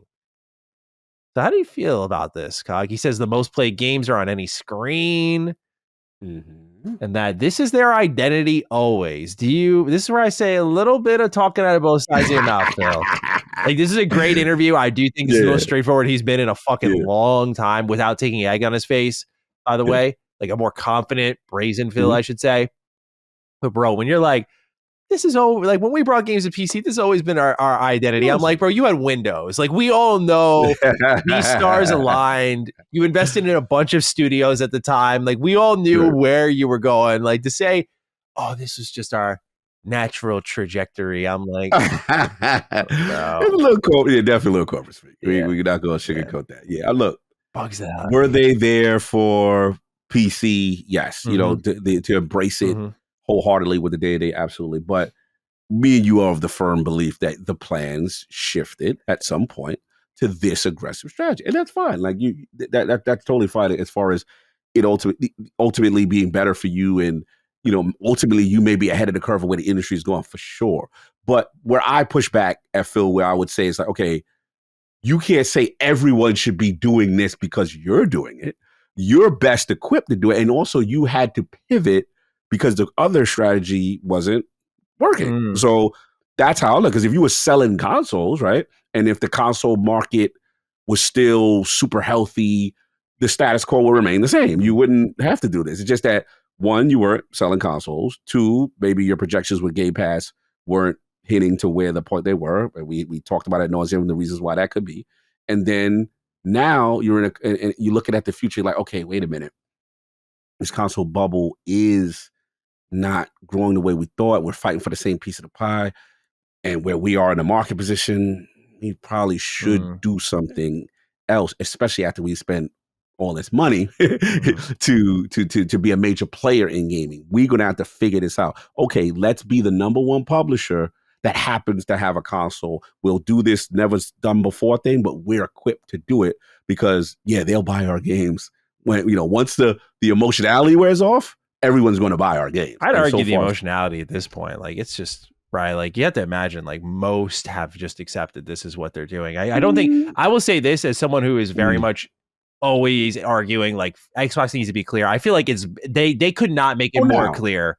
They are not going back to how they did business. No, facts. And this is everyone, by the way. This is Phil, Aaron, this is Sarah, this is fucking Matt, this is Satya, there's everyone saying it now. Oh, yeah, no, we in an open relationship. Yeah. We everywhere. Absolutely. Good way of putting it. Absolutely. The thing, though, it's still going to, I'm not trying to fanboy, it's still going to be a day. Yeah. When you see that Master Chief Collection fire up, when you see Halo fire up on the PlayStation and on a Switch, it's going to be interesting. Sure. That day. As much, Yeah, because again, it's not just us that are going to get. Remember, the casual is going to see that for the first time and go, "What is happening?" I remember this associated with you, and I'm not trying to just paint it as a negative thing. That's going to be all over the place. That's cats and dogs sleeping together. Like, that's a whole new world. So we just got to me, this is them going to PC on steroids. And when they get that news past that cycle through, 2026, I feel, is when everybody like, okay, this is normal. This is, you know what I'm saying? We've seen this before, you know, kind of thing. Here's an interesting one. I feel like you're going to have fun with this. Phil defended the Xbox Series S pretty adamantly, might I add, and not in like this on his heels way. Like, he was very much matter of fact about where the Series S stands in the market. He says with the rise of handheld PCs, Switch 2, you know, we're building on more devices than ever before, and that they have an advantage because developers have been targeting Series S for a while, and those specs match up pretty well with the Steam Deck, the ROG Ally. And he doesn't say this, but I'm guessing maybe even their own handheld. But he says the S version is tailored to those sorts of things, so it actually helps them. And I think, although he never really insinuated any bad vibes with this, I do feel like there is a suggestion of this is a developer issue. He talked about the scalability of engines allowing these developers to effectively, in so many words, min-max. He used Indie as a point of reference for current games running well on the Series S. And again, stated that the Series S is an important design point moving forward. And in turn, he is not interested in removing the Series S parity clause. Got mixed thoughts on this. Because I think this is great. I love, because he's speaking facts. I'm going to be fair. But I also worry because the 2 times the parity clause came into effect, you missed like Black Myth and you missed Baldur's Gate 3, which I'm like, bro, your parity clause cost you millions of dollars twice. So there's that. But at the same time, I'm like, he's kind of spitting the idea that I'm like, you know, this is comparable and this is going to be a thing that we're referencing for a while. And especially if you find yourself in Switch 2 kind of category, if like you're all in this same sort of range and the Series S is that level of parity, I mean, it's going to benefit them long term, it sounds like. So what are your thoughts on this, Cog? You are the little man user. That sounded horrible. I'm the little man. Whoa! Big man user here. You like using your Xbox Series S. So how are you feeling about Phil's defense of the hardware? Look, I've been on record. I think he's spitting on this one, man. Shout out to him. Shout out to Jason Ron on the team, because this is the stuff I've been saying. I speak to developers all the time. And here's the thing. Baldur's Gate actually is a great example, because they even, remember when they had the whole issue with the split screen, right? They even said, as a result of having to learn the Series S, that made their development better. And now as far as porting overall, and then guess what happened today, man? Did you see? Did you see about, patch 8? Did you see what was included? Did you? I thought it couldn't be done. I thought split screen couldn't be done on the Series. Again, I gotta be messy, because people keep telling me it's a mistake. It's a mistake. It can't be a mistake when there are lower spec PCs, lower than the Series S that people got to develop for.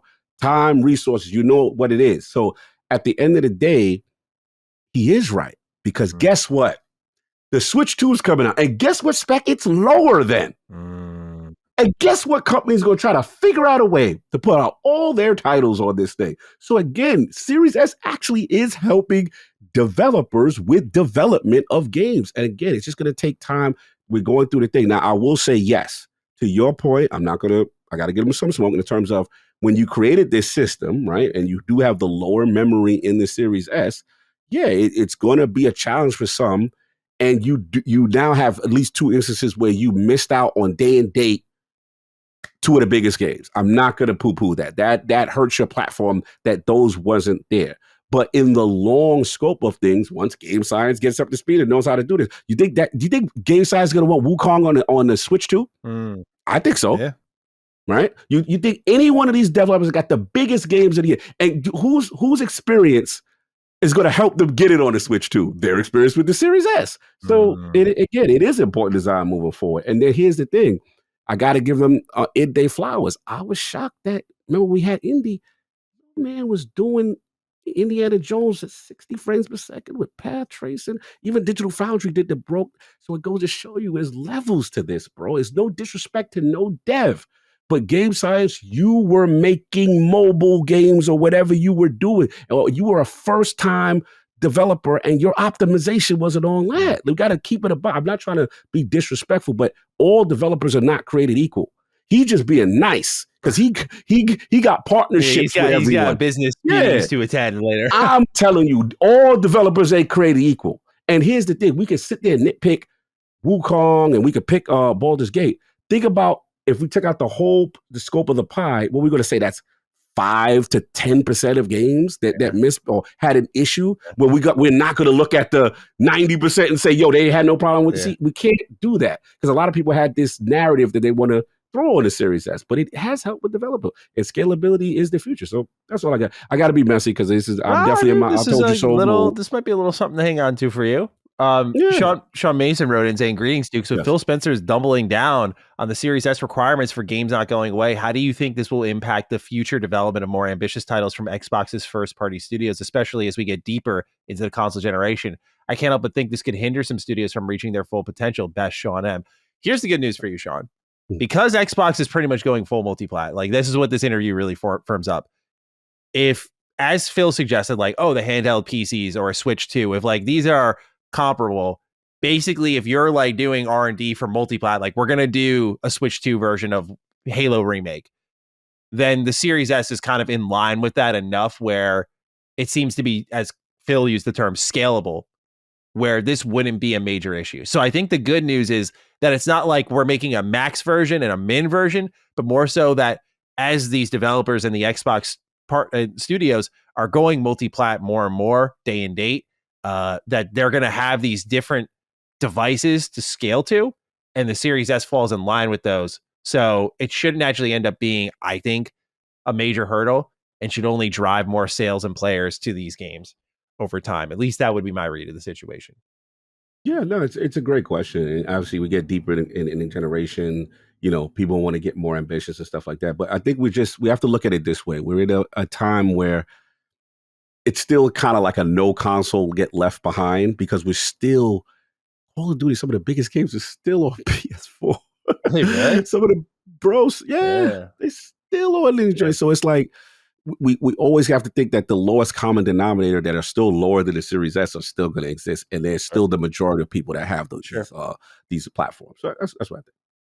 Well, they also confirmed their continuing investments in indie gaming via Game Pass. Phil said that they're proud with the amount of games that they have funded through this program, and that he's claiming the discoverability features and ability to spotlight them has helped out a lot of indies. And most importantly, I think, is that he claimed it's important to maintain this creative outlet and that all of these games should not be multi-$100 million projects, which I think we all knew and agreed with, but good to see. Any thoughts on the continued indie investment? To me, it sounds like business as usual there.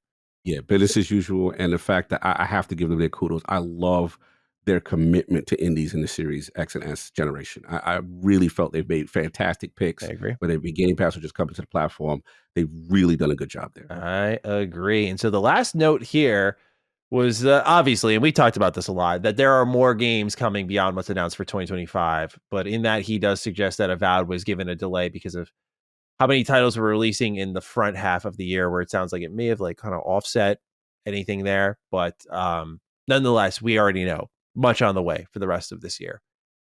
So that is the Phil Spencer interview, Cog. How are we feeling with all this information in the tuck?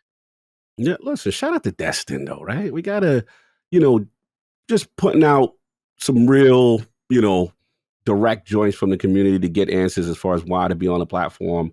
And then, he had feel a little hot and bothered a little bit. I saw, like, I don't say uncomfortable or mad, but he had to really get in his pocket. And I like that type of stuff. You know what I'm saying? So salute to that. And just overall, I just thought that the way I internalized this interview, Band-Aid off, finally, right? Mm-hmm.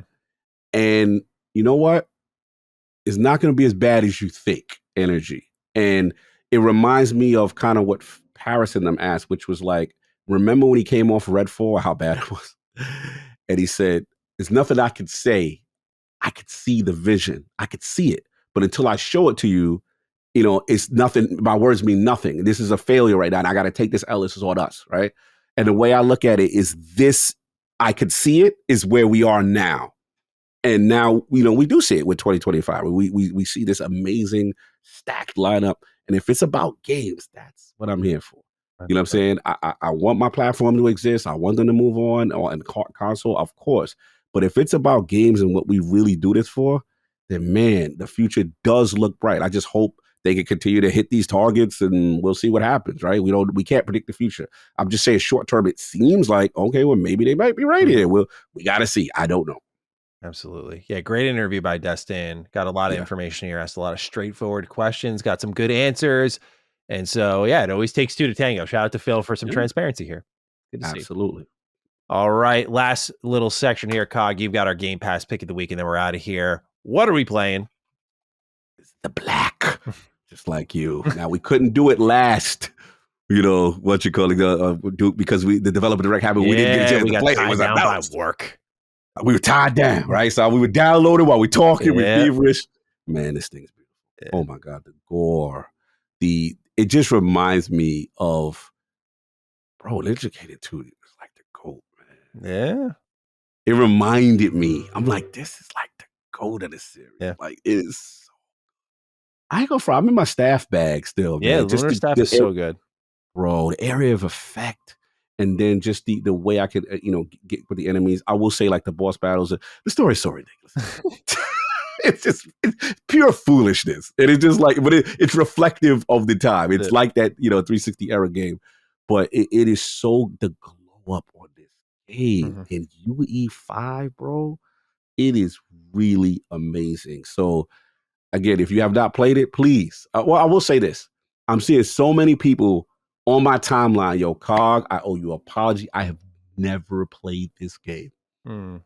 Wow. What should I do? Should I start here? Should I start with my man Monty? People, they're tasting greatness for the first time, and they can't get enough. It is truly the year of the ninja, man. Salute to Koei Tecmo. This is a great rollout. Did not expect this. Do we did a 3 black? What are we doing here? I feel like you got to. I would love that. I mean, Razor's Edge kind of is 3 black, but I would still love to see them go back to that in some way, shape, or form. Same with even the OG, like, hell yeah, if we can somehow get that going, because right now I know it's stuck on OG Xbox back compat, but man, nice glow up one. I'd take that, man. Yeah. Let's go. And the bickering, right? Like, clearly your little Ninja Gaiden 2 Black experiment has gone really well, where it's like, oh yeah, just end the infighting within this community and just do Ninja Gaiden Black kind of remaster and just bring it up to snuff like you did with 2. I mean, I'd be all about that. I'm all about that, brother. It's a beautiful town. Yeah. I'm in a good place. It's a lot of fun. And as if we don't already have enough to play. And so now we're distracted with an excellent game from peak Xbox 360 days.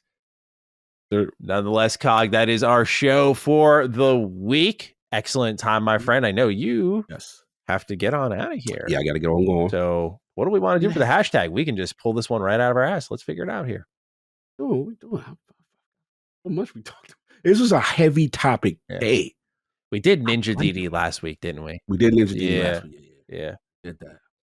I know the Phil joint was up there. Let's see here. We've got. I feel like. We could be like 465 mil. Oh, 460. That's a loss.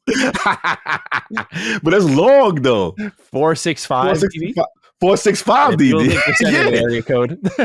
No, that fits because I was gonna say we gotta hit something that attacks the multi-platform strategy, right? And then the flex would be them saying, "Yo, 465, what's up?" Yeah, I like that. Perfect. Yeah, so we'll do that, ladies and gentlemen. You got this deep into the show. Let us know with the hashtag 465DD. Let us know either down below in the comment section. You can find Cog and I on Twitter. He is at Lord Cognito. I am at G27 Status. Until next week for episode 214 of Defining Duke.